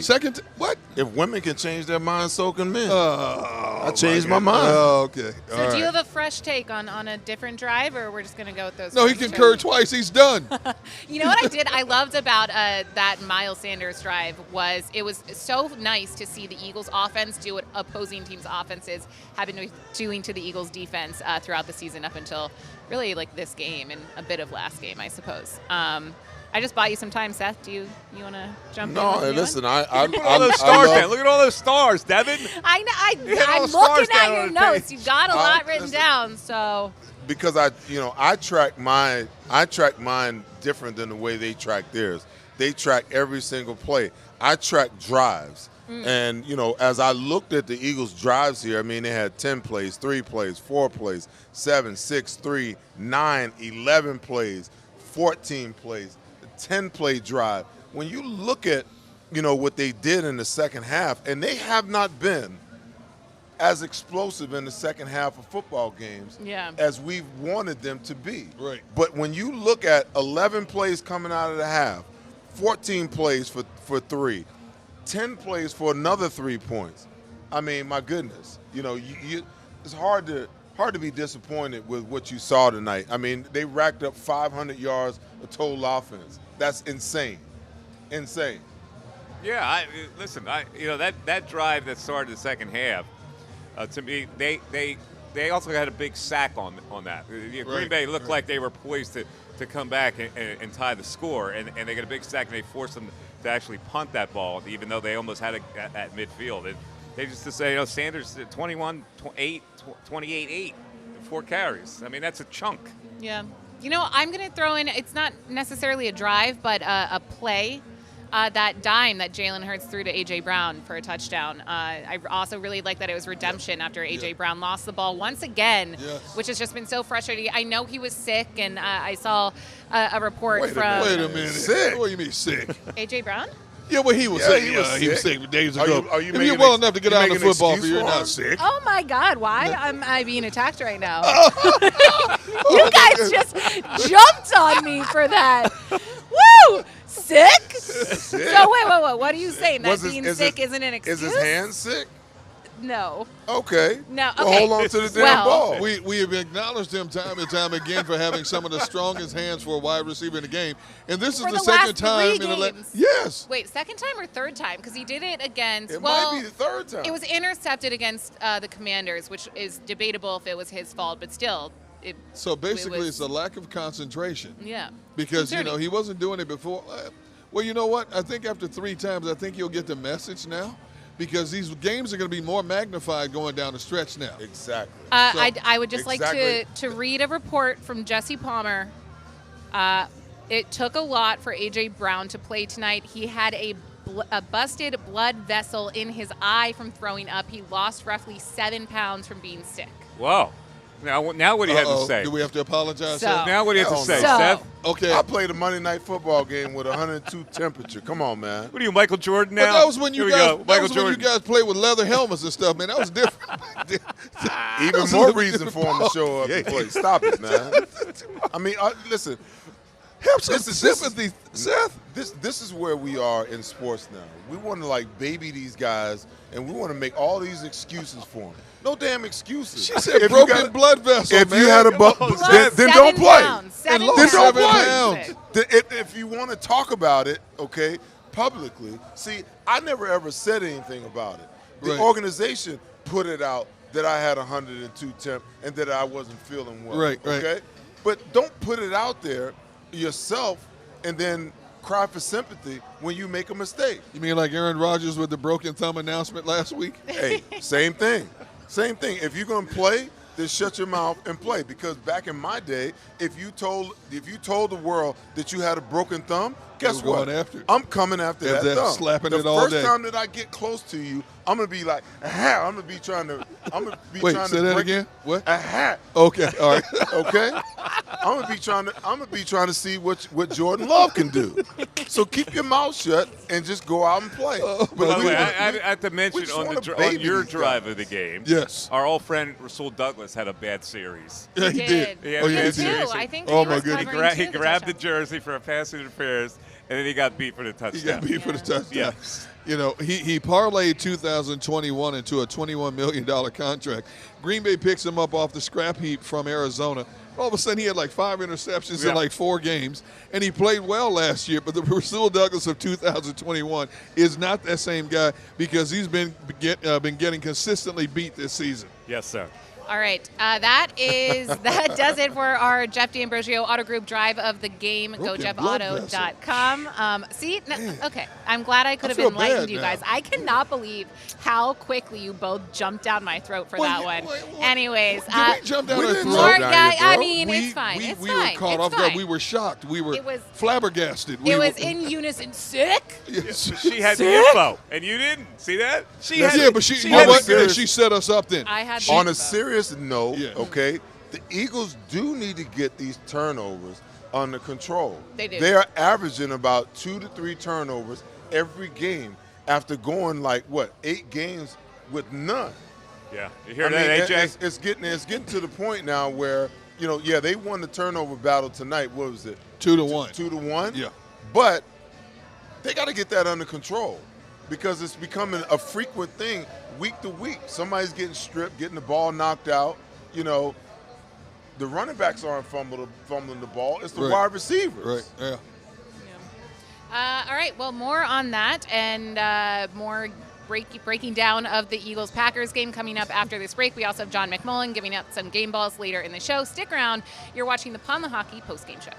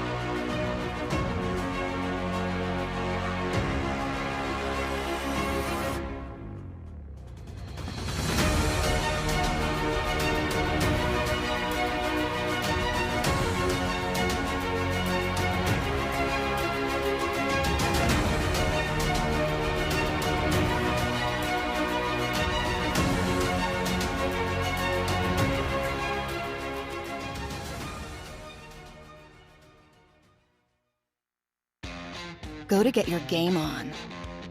Go for the beers. Go for the cheers. Go for the hit and the hits. Go for the stakes and the stakes. Go to get your parlay on. Go to get your party on. Go for the scene. Go for the screens. Go for the gallery. Go for the win. Go to Ocean. Visit theoceanac.com to plan your visit. The greatest fans on earth. It's a bold statement, but would you expect anything less from Philadelphia? 58 years of heartache creates a toughness, a grit, a resolve not found in most. Sure, our prayers were answered, but now that we've had a taste, we're looking for more. Pond Lehocky, official partner of the Philadelphia Eagles. Go passionately. Go fearlessly. Go confidently. Go Birds! Go confidently towards your goals with First Trust, Philly's hometown bank for nearly 90 years, and the official bank of the Philadelphia Eagles. We're focused on getting you over the goal line.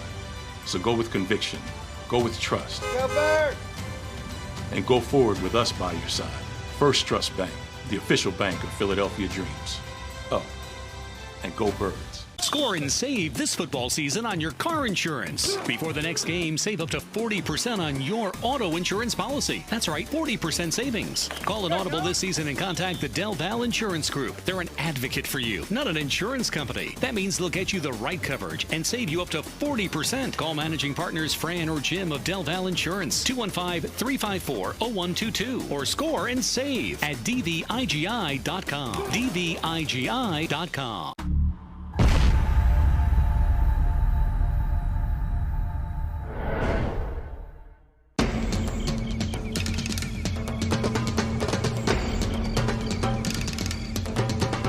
Staffing is not easy, but that's what we do every day, all day. The key to our success is storytelling, asking the right questions to find the right people. Hi, I'm Gary Kane, president of Kane Partners. We want to be your staffing partner.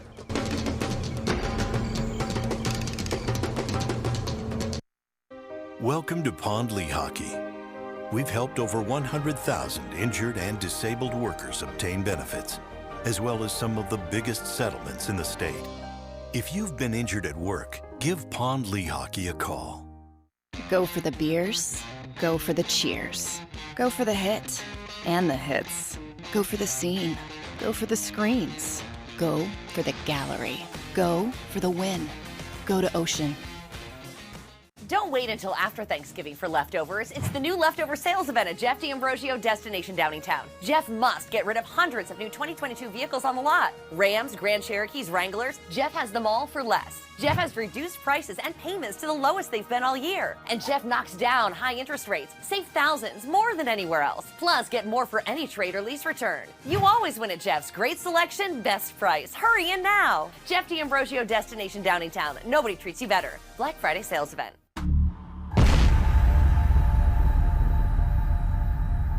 To the Pond Lehocky Eagles post-game show, and the man in the box is the man who covered the game tonight for JAKIB Sports Media, John McMullen. Eagles win it tonight, 40-33. And John, listen, I'm stating the obvious here, but the running game was just monstrous. Tell us about it. Well, 363 of the 500 yards of total offense. The Eagles have been playing football for a while, since 1933. That is the best rushing performance since 1948. Wow. They ran for, I believe it was 376 in 1948. So this is the best performance since. Jalen Hurts, career high. Miles Sanders, career high. In the same game, Miles Sanders, by the way, Mike, was... Jalen was 20 or 21 short of Justin Fields' NFL record for a quarterback that he set a couple weeks ago. He was one big play away from doing that. It was a completely dominant performance in the running game. Part of that is Green Bay. They have a really bad run defense, but this is more than that. This team is really, really good when they're running the football well, and they were running the football from really play three. They had those two passes at the beginning of the game, Mike, incomplete. Then Jalen Hurts goes for 24, and they were off and running, pun intended.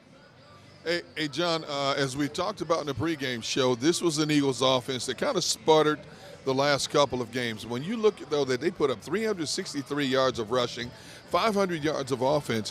What did Nick Sirianni say about his offense finally getting back on track in this game? Yeah, we were joking about it. Nick always says, if they get 200 rushing, he gives a game ball to the offensive line. I don't know what you do with 363. Right. I mean, you got to give him something more. Right. We called it a super game ball, maybe. I don't know. They were so dominant running the football. And it starts with Jalen Hurts. I mean, as I said, it was that 24-yard run. That was 3rd and 10, right? You're trying to set the tone of the game. Green Bay is out there. They got a chance to go 3 and out. And all of a sudden, boom, it's over. They have 2 good plays, and then it's 24 yards off schedule. I think 5 plays later was 28 yards from Jalen Hurts that set up the touchdown. He had a 42-yard run by Jalen Hurts. And then from there, it was Miles Sanders and pounding the football. And by the way, Boston Scott was effective running the football. Yep. Kenny Gainwell was effective running the football. Anybody was effective running the football. And yeah, as I said, part of it is Green Bay's just not a good run defense. We knew that. But this was more than that. This was far more than that. This was maybe the best rush offense against one of the worst rush defenses. Hey, John, I got a thought. You know, the Saudi Arabian soccer team at the World Cup beat Argentina this week, and the Saudi Sports Federation gave each soccer player a Rolls-Royce Phantom. There we go. There we go. So, I don't know if Jeffrey Lurie wants to hear that, but I'll pass it along. I just figured I'd throw it out there, man. I just figured, you know, John. Well, I'm sure Kelsey. I'm sure Lane will love that. Did you get that to Lane? Yeah. So you know, we talked about it, you know, in the pregame about why the Eagles just don't come out and play football this way. You know, they started the game off with those first two passes. I'm like, oh my God, here we go. They're gonna do it. They're gonna do this again. They're gonna throw it 10 times before they decide to run it and rely on their run game. And lo and behold, Jalen gets loose, and then all of a sudden Miles gets into the act, and everybody else, to your point, you know, that had their hands on the ball was just running through this defense. Is it possible that, you know, you could believe that they now know that this is the way that their offense probably should run, and maybe they should stick to this formula rather than, you know, let's see how the passing game goes, and then if it doesn't work, we'll fall back on the run game? You know, it's a tough question because I do think they know. Look, if you pin Nick Sirianni down, Shane Steichen, and asked him, what do you do best? What do you do best? I think they would admit, and they have admitted, it's running the football. But they don't want to be one-dimensional. And last season, they were a little bit too one-dimensional. And when somebody came along, and it was Tampa Bay in the playoffs, and they figured out how to stop it, at least, or control it, they couldn't shift and do what they wanted to do to win the football game. This year, they have a sense of themselves that, and they said it pretty consistently, everybody from Miles to Jalen to Nick Sirianni, they say, we'll do what it takes to win a football game. But this year, they believe they can do what it takes to win a football game. And that means if somebody does show up and somebody can defend the run and somebody can stop this running game, they believe they can take advantage of it and beat them throwing the football. That's their goal. That's what they want to be able to do. I think for the most week 2, Minnesota was the first team that said, you know what, we're going to play zone.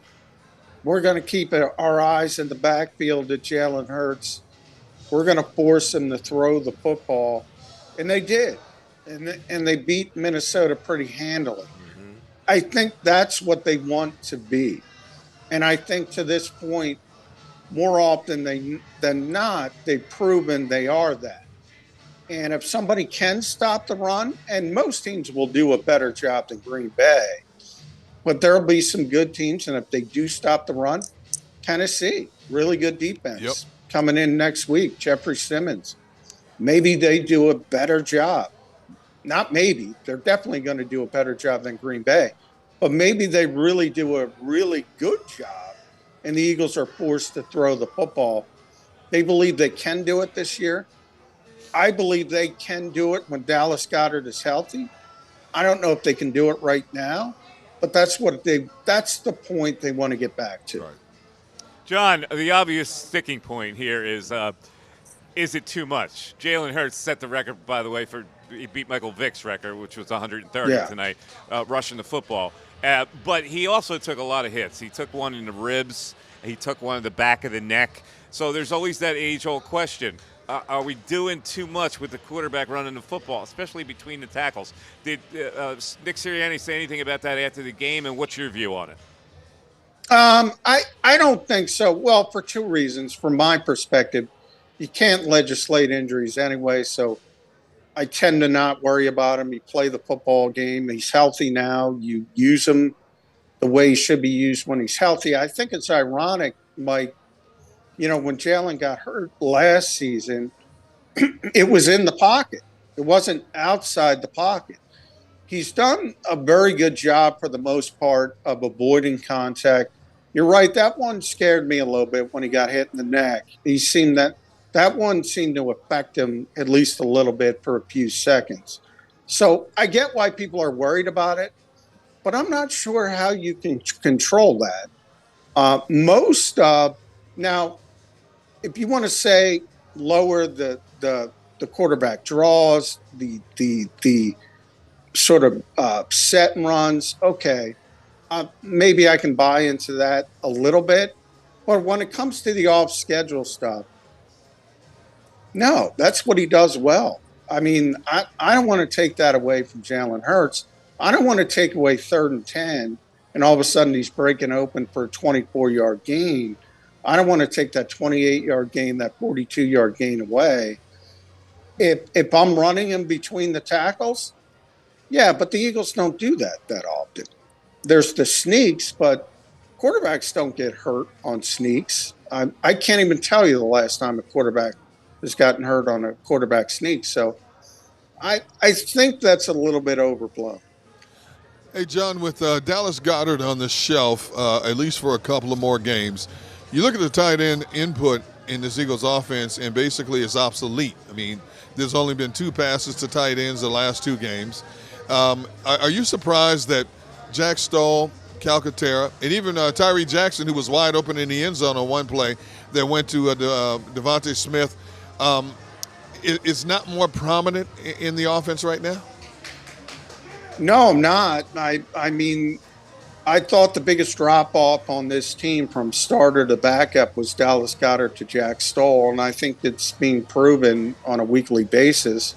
I mean, Jack is a very good blocker, but he's not a pass-catching tight end. So it's not like you're going to give him a ton of traffic at, say, the expense of Quez Watkins or even Zach Pascal. Brant Calcaterra, maybe down the road, but he's very young. He got the 1 target today, and he lost 2 yards. Plus, you have issues with Brant if he's on the field a lot. He doesn't block very well. And then I think people forget with Tyree Jackson, he's a great developmental project, but he's a project. I mean, this is a former quarterback, we all know, from the University of Buffalo, making the transition to tight end.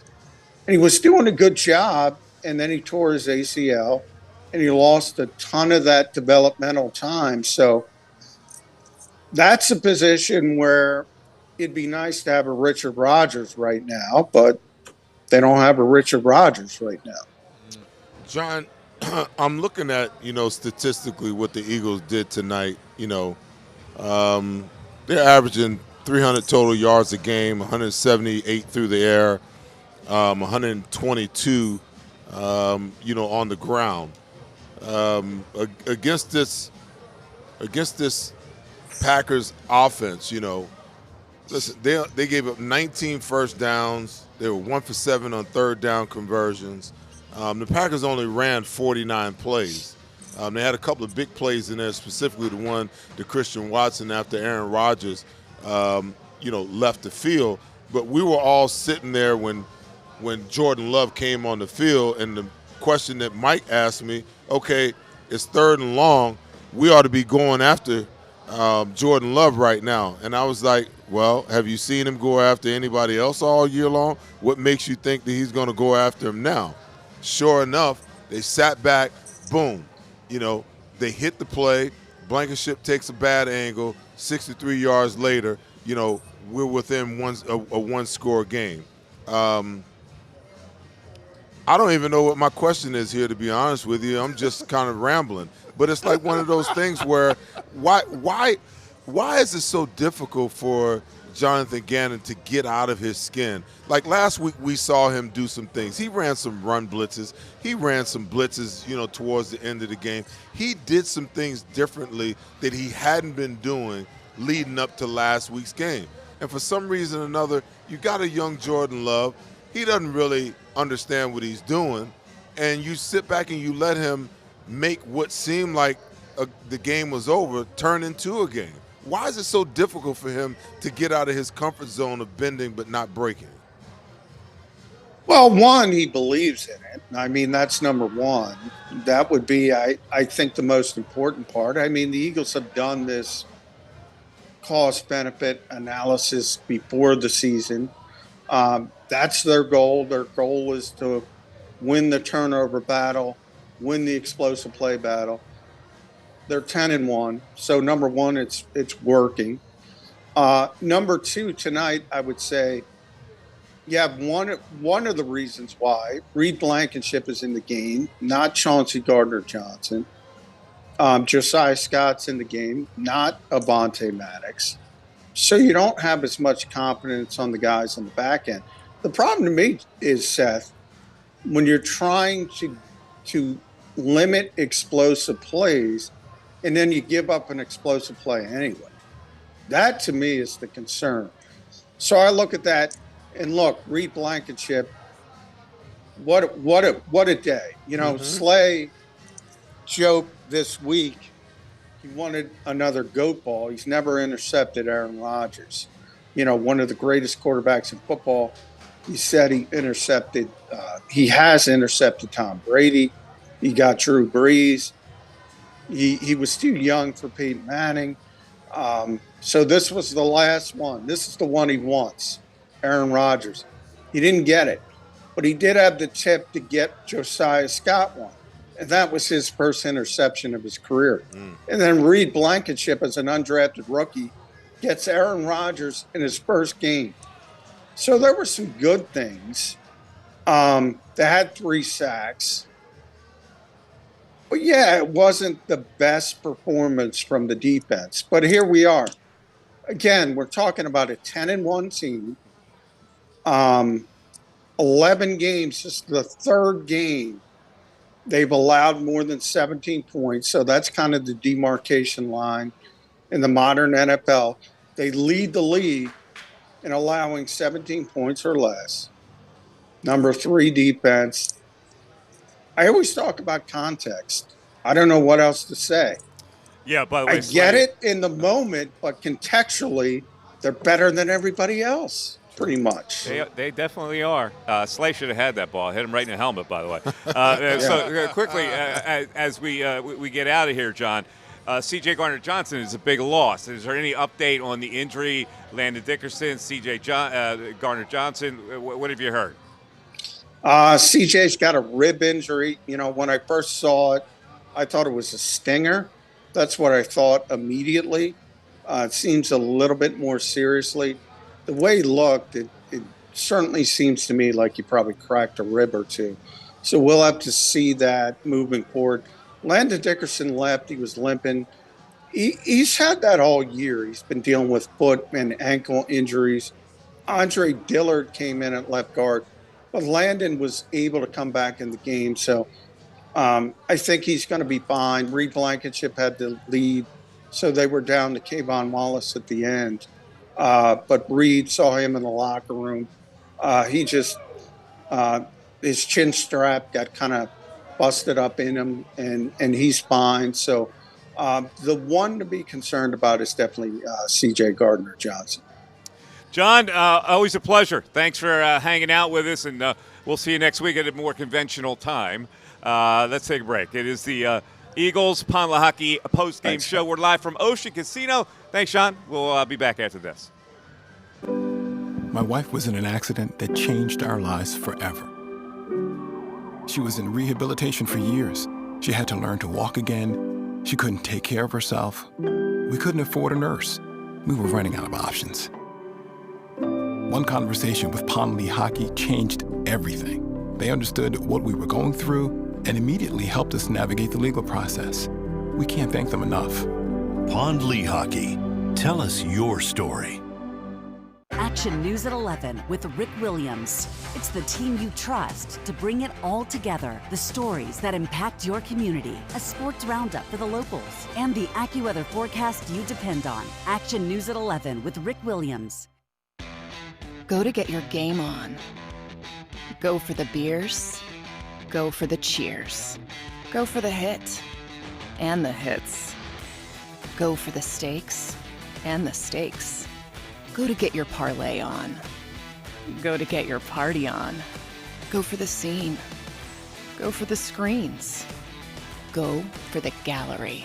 Go for the win. Go to Ocean. Visit theoceanac.com to plan your visit. Don't wait until after Thanksgiving for leftovers. It's the new leftover sales event at Jeff D'Ambrosio Destination Downingtown. Jeff must get rid of hundreds of new 2022 vehicles on the lot. Rams, Grand Cherokees, Wranglers. Jeff has them all for less. Jeff has reduced prices and payments to the lowest they've been all year. And Jeff knocks down high interest rates. Save thousands, more than anywhere else. Plus, get more for any trade or lease return. You always win at Jeff's. Great selection, best price. Hurry in now. Jeff D'Ambrosio Destination Downingtown. Nobody treats you better. Black Friday sales event.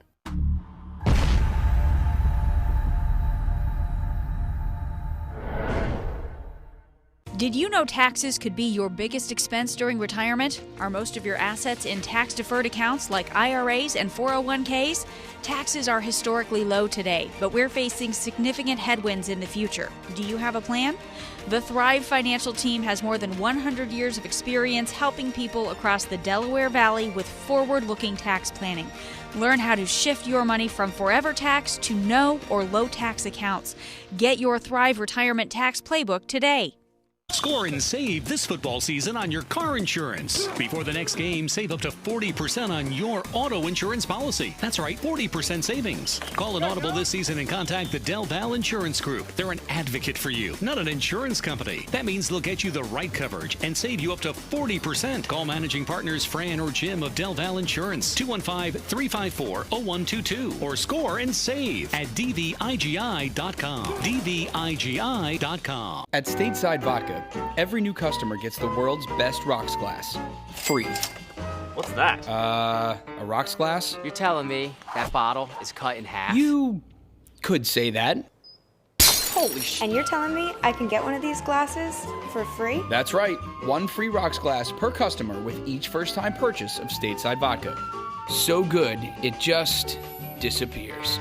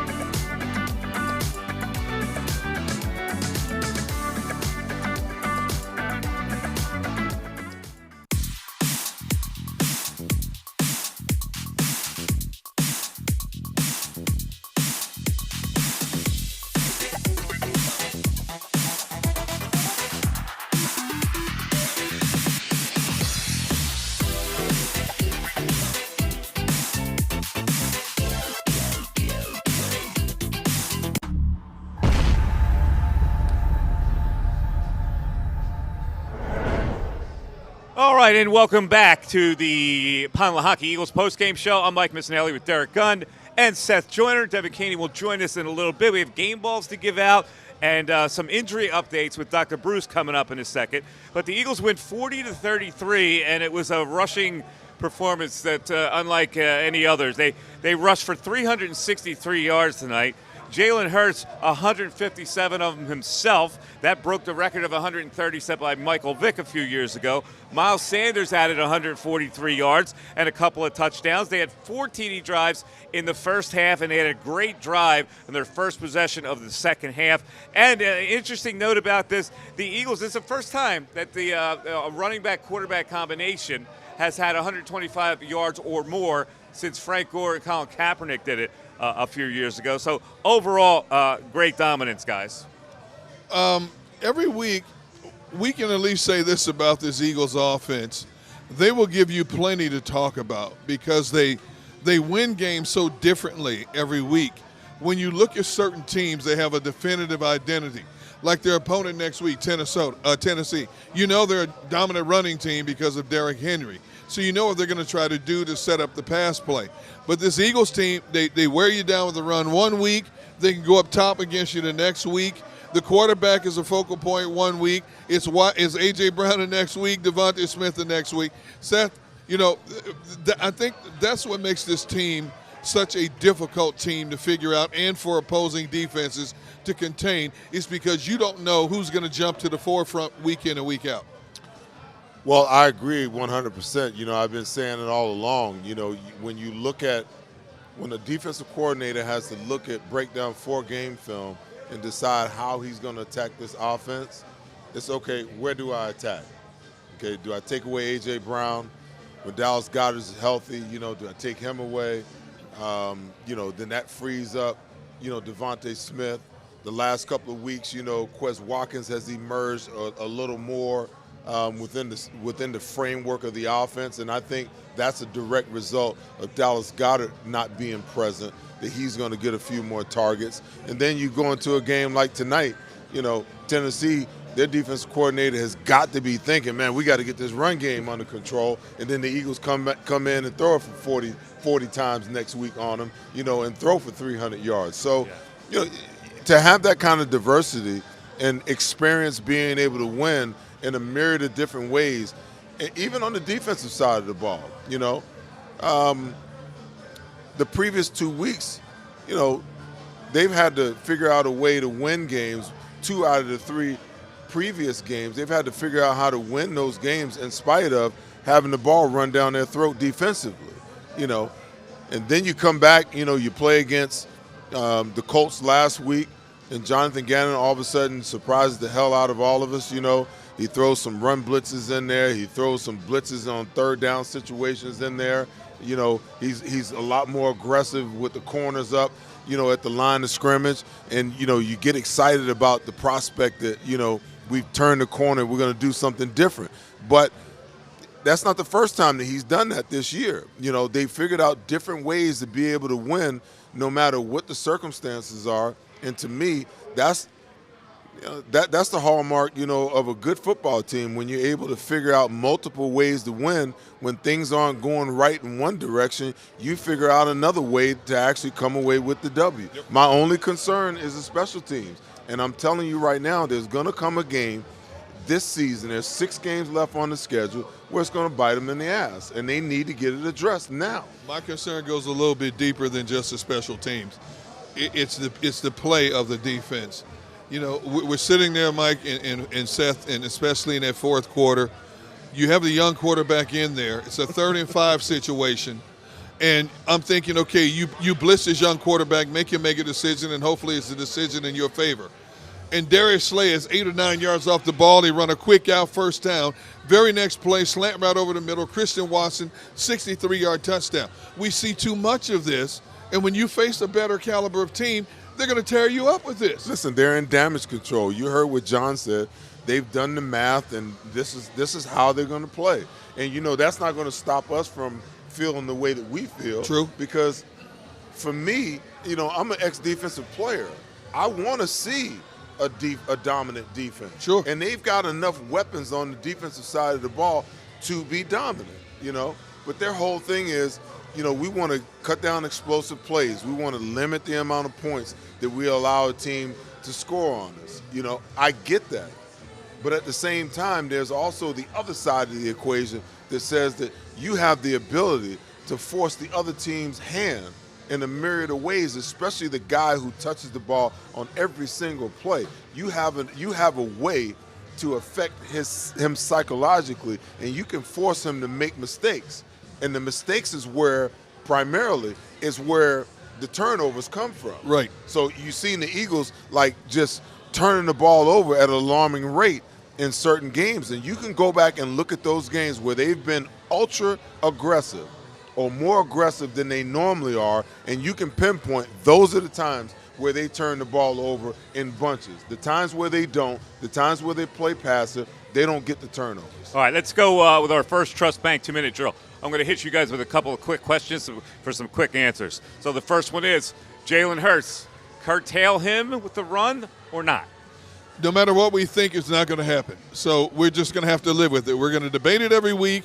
He's going to do what he does. Now, there was a string of games where he only ran 6-7 times after we had screamed about cutting down his running after he had ran 15, 16 times. Mike, I know you agree with me. It is what it is. The athletic part of Jalen Hurts' ability to take off and run is a significant part of his overall makeup. It's not going to change. I'm going to say this because there was a stretch before the Colts game, the two previous games, the game against the Houston Texans and the game against the Washington Commanders, where Jalen Hurts had probably, like, on average, 3 runs in those 2 games, on average, okay? When they got to the Colts, they realized that they needed his legs in order to win that game at the end. Now we roll into this week, and all of a sudden he's running the ball 17 times. I think that it has to be a week-by-week, evaluation on how you actually use him. I can't wait to kind of dig into, defensively what it is that the Tennessee Titans, presents to this football team, next week, because I want to know, are they stout against the run? Are they stout against the pass?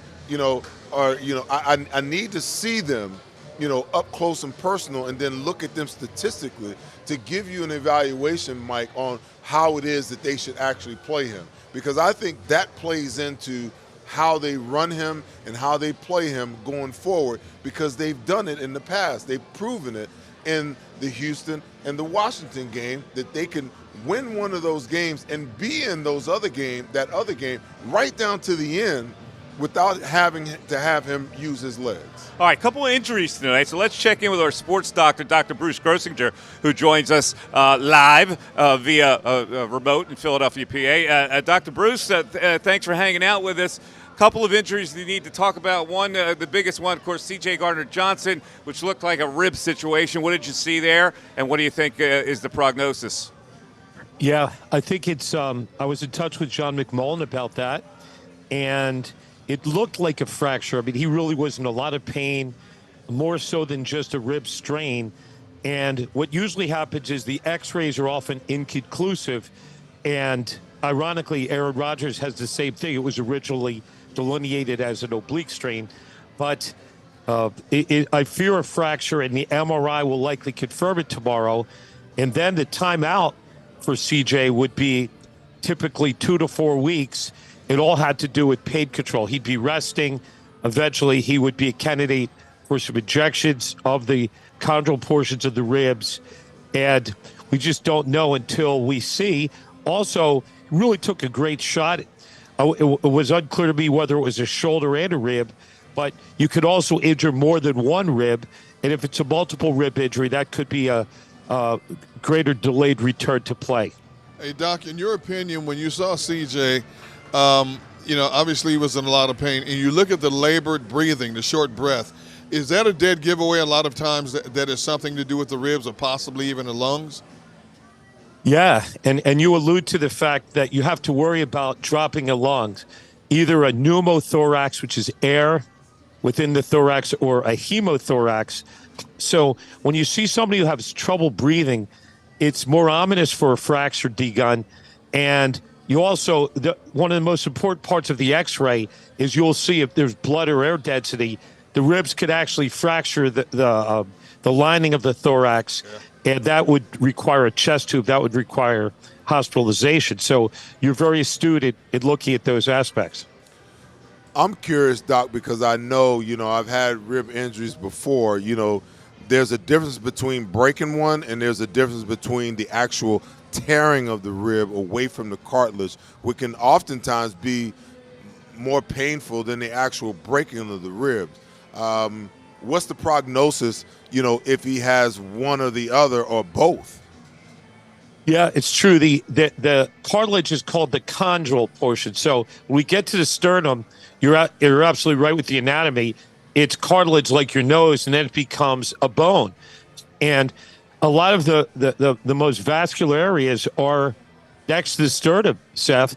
And so a lot of times, on average, when there's a fracture, American football players, 1 to 2 weeks. And oftentimes the doctor can inject that area. Now, in medicine, a lot of times, you always think about injecting somebody and have them getting hurt. But as long as the fracture is non-displaced, that is, it remains intact, it's all about pain control. And I don't know back in your day, Seth, if people got injected that they went in, but that's fairly common.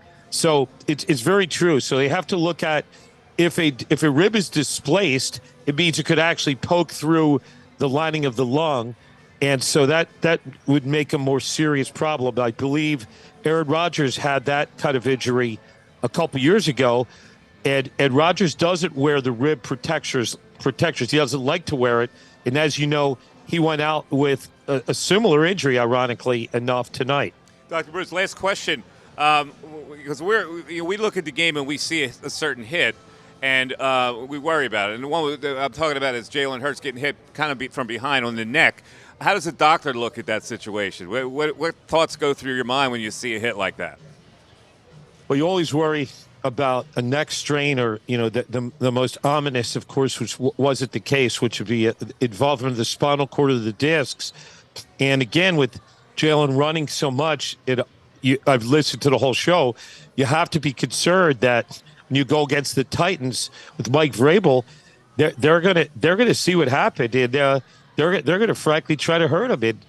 And if he goes down, I think so does the season. So I think it's got to be a titration between, obviously he's an incredible runner.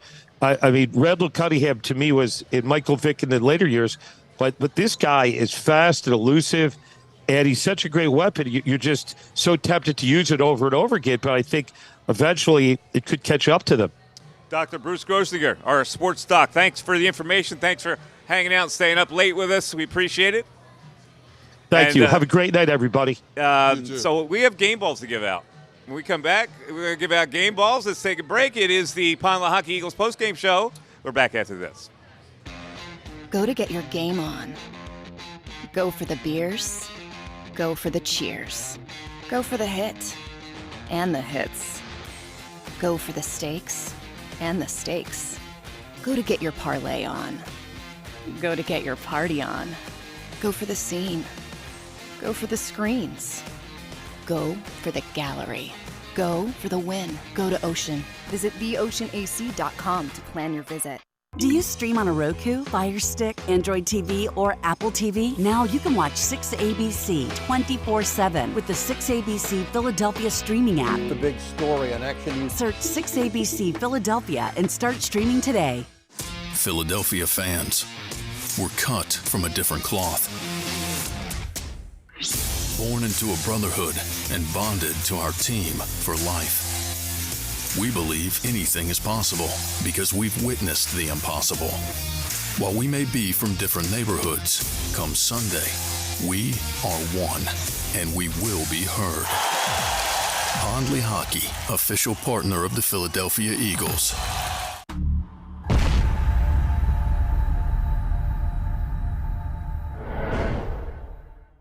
Since 1977 at Rafferty Subaru, we have always been about our customers and the community. Early on, a safe and durable option, we've evolved to become the best overall brand according to Kelley Blue Book. Over the last 14 years, we've donated thousands of dollars through the Subaru Share the Love event and found homes for hundreds of pets. The Rafferty family is proud of our 45 years in business. This month, celebrate our anniversary with special financing on select models. Visit us and see why. Continue your communication sciences and disorders education at Salus University within the Doctor of Audiology or Masters of Science in Speech-Language Pathology programs. With state-of-the-art labs, on-campus clinics, and extensive externship opportunities, students position themselves to be at the top of the job market. Stand out in the audiology and speech-language pathology profession by visiting salus.edu. Score and save in southeastern PA and Delaware with Colony Pools this football season, and let the experts close your pool with a custom Merlin safety cover in green for the birds. And if you join our Winter Watch team, we'll give you another 20% off, and Colony Pools will handle it all. Keep your tiles on your pool, not in your pool. Fly with Colony right now, Birds fans. Visit flywithcolony.com. Hi everybody, my name's Jason Lombardi. I'm an inspector at DryTech. At DryTech we offer 3 major services, the first one being basement waterproofing. The second service we offer is foundation and structural repairs. And then the third service that we offer is mold remediation. If you feel you are having a waterproofing issue, give DryTech a call or check us out online.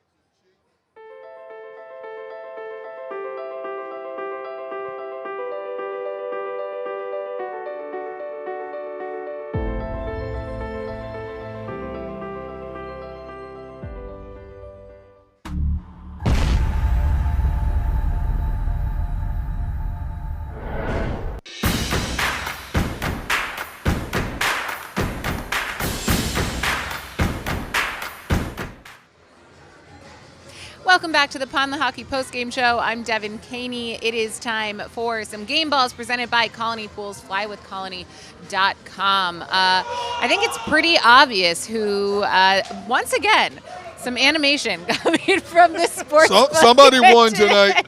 Somebody won big tonight. You know what? They just don't want me to have a successful show. I swear, every time I start talking, someone starts screaming in the background. They better take the money and run. You know, like I know, you stay here long enough, you'll give it back.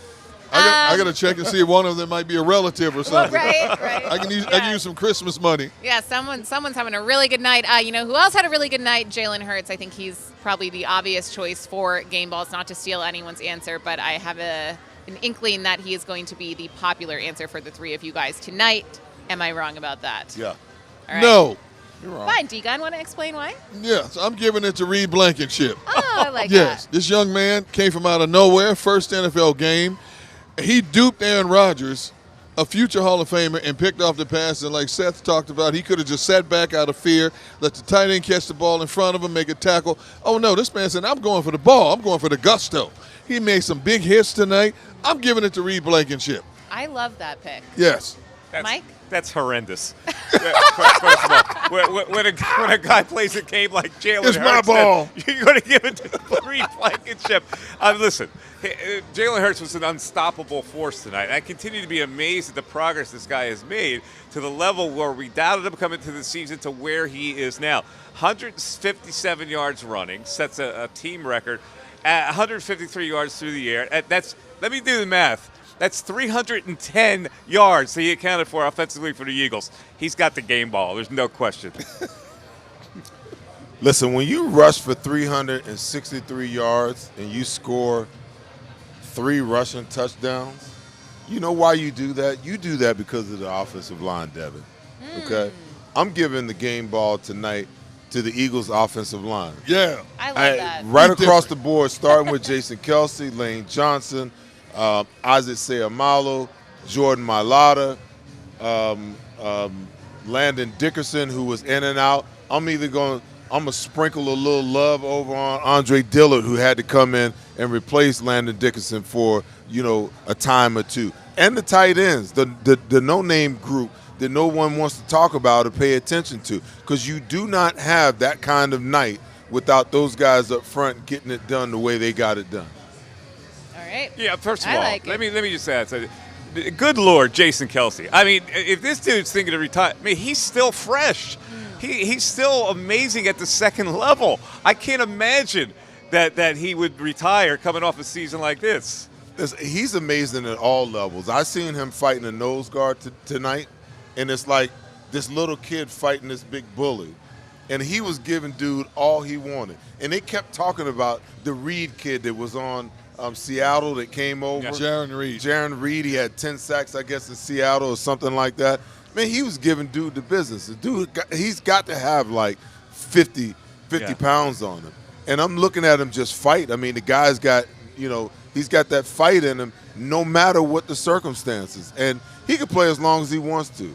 And I don't know, I can't personally speak to, what his body feels like, from time to time. But when you watch him play, he looks like he's got at least 3 to 5 years left in him. It's pretty amazing. All right, let's look ahead to next week because the Tennessee Titans come in next week. And, we were all concerned about whether they'd be able to stop Derrick Henry.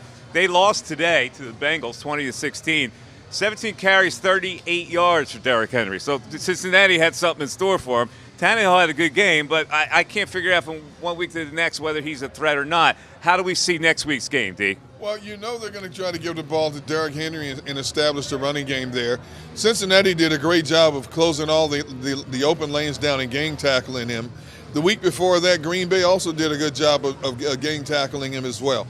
Eagles are going to attempt the same thing. What's interesting is Ryan Tannehill is throwing the football as well as I've seen them throw the football in recent years. Robert Woods is finally on the same page as Tannehill. So their offense has become a little bit more diversified. It's going to be an interesting game. Tennessee likes to play bully ball on both sides of the football. They're going to try to come in here and out physical the Eagles. The Eagles are going to have to step it up. Seth, quick view of the Tennessee Titans. Well, I'm looking at I wanted to dive into their statistics and see what they did today. Cincinnati did a really good job of controlling the run. 17 carries for 38 yards. My gosh, he's just been tearing it up lately. To D's point, Ryan Tannehill's been playing well, but he's not putting the ball in the end zone. I don't know from a receiving standpoint, Traylon Burks, some of these guys, I'm looking at Robert Woods, 2 catches today. I'm trying to look at their wide receivers and find somebody that actually scares me. And I don't see anybody that really scares me. I think that the Eagles at home against this football team, is it going to be a challenge? I think it's going to be their most physical challenge that they've faced so far.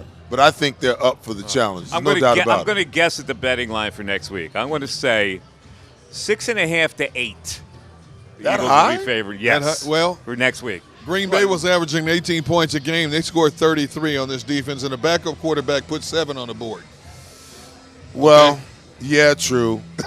But you know what? I'm still not. They were 7.5 choice against the Packers, so I'm still not. One that believes in Ryan Tannehill. Right. I still think that he's the Achilles heel of that football team. They're not going to lose to Tennessee. All right, so they win it tonight in very impressive fashion on the ground, and they're 10-1, and we're riding high here. For Derek Gunn and Seth Joyner and Devin Caney, I'm Mike Missinelli. We'll check you out next week at a decent time, afternoon game. I love the Sunday afternoon games. Yes. But thanks for hanging with us tonight at Ocean Casino. We'll see you next week. At Pond Lehocky, we've recovered billions of dollars for our clients, and we're confident we can do the same for you. With over 250 years of combined courtroom experience, we've helped over 100,000 injured clients obtain some of the largest settlements in Pennsylvania. One conversation is all it takes to help you and your family get back on track. If you've been injured in an accident, give Pond Lehocky a call. Jim Gardner is an icon. A Philadelphia treasure. He's a mentor, a pace setter. Jim is my North Star. He's trusted, revered. Appreciated. He is Action News. He's compassionate, honest, and fair. He is extremely dedicated, motivated, and always seeking the truth. He's also funny. We are a team of many. Jim Gardner is our leader, and we're lucky to have him.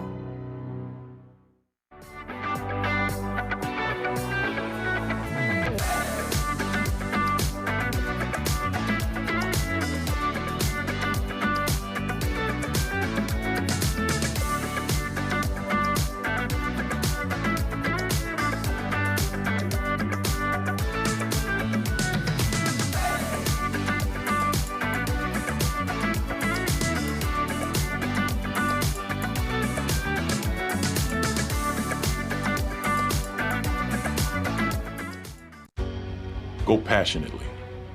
Go fearlessly. Go confidently. Go Birds! Go confidently towards your goals with First Trust, Philly's hometown bank for nearly 90 years, and the official bank of the Philadelphia Eagles. We're focused on getting you over the goal line. So go with conviction, go with trust, Go Birds! and go forward with us by your side. First Trust Bank, the official bank of Philadelphia dreams. Oh, and go Birds.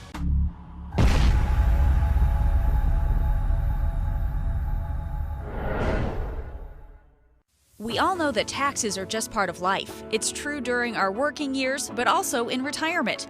But what you might not know is up to 85% of your Social Security benefits might be taxed. Our team at Thrive Financial has helped retire thousands of people across the Delaware Valley by asking questions they never knew they needed to ask, including how their Social Security benefits might be taxed. It's time to be proactive on taxes. Get your Thrive Retirement Tax Playbook today. Celebrating the life of your loved one is what we do at Life Celebrations by Givenish. When the matriarch of the Dalloway family died suddenly at 82 years old, Life Celebrations by Givenish stepped in. They will make this the easiest thing that I know it's not easy, but they will make this as easy as possible. Life Celebrations by Givenish, customizing services as unique as the individual. I just know that my dad, who is in charge of everything, was not in charge of anything at that point when my mom passed.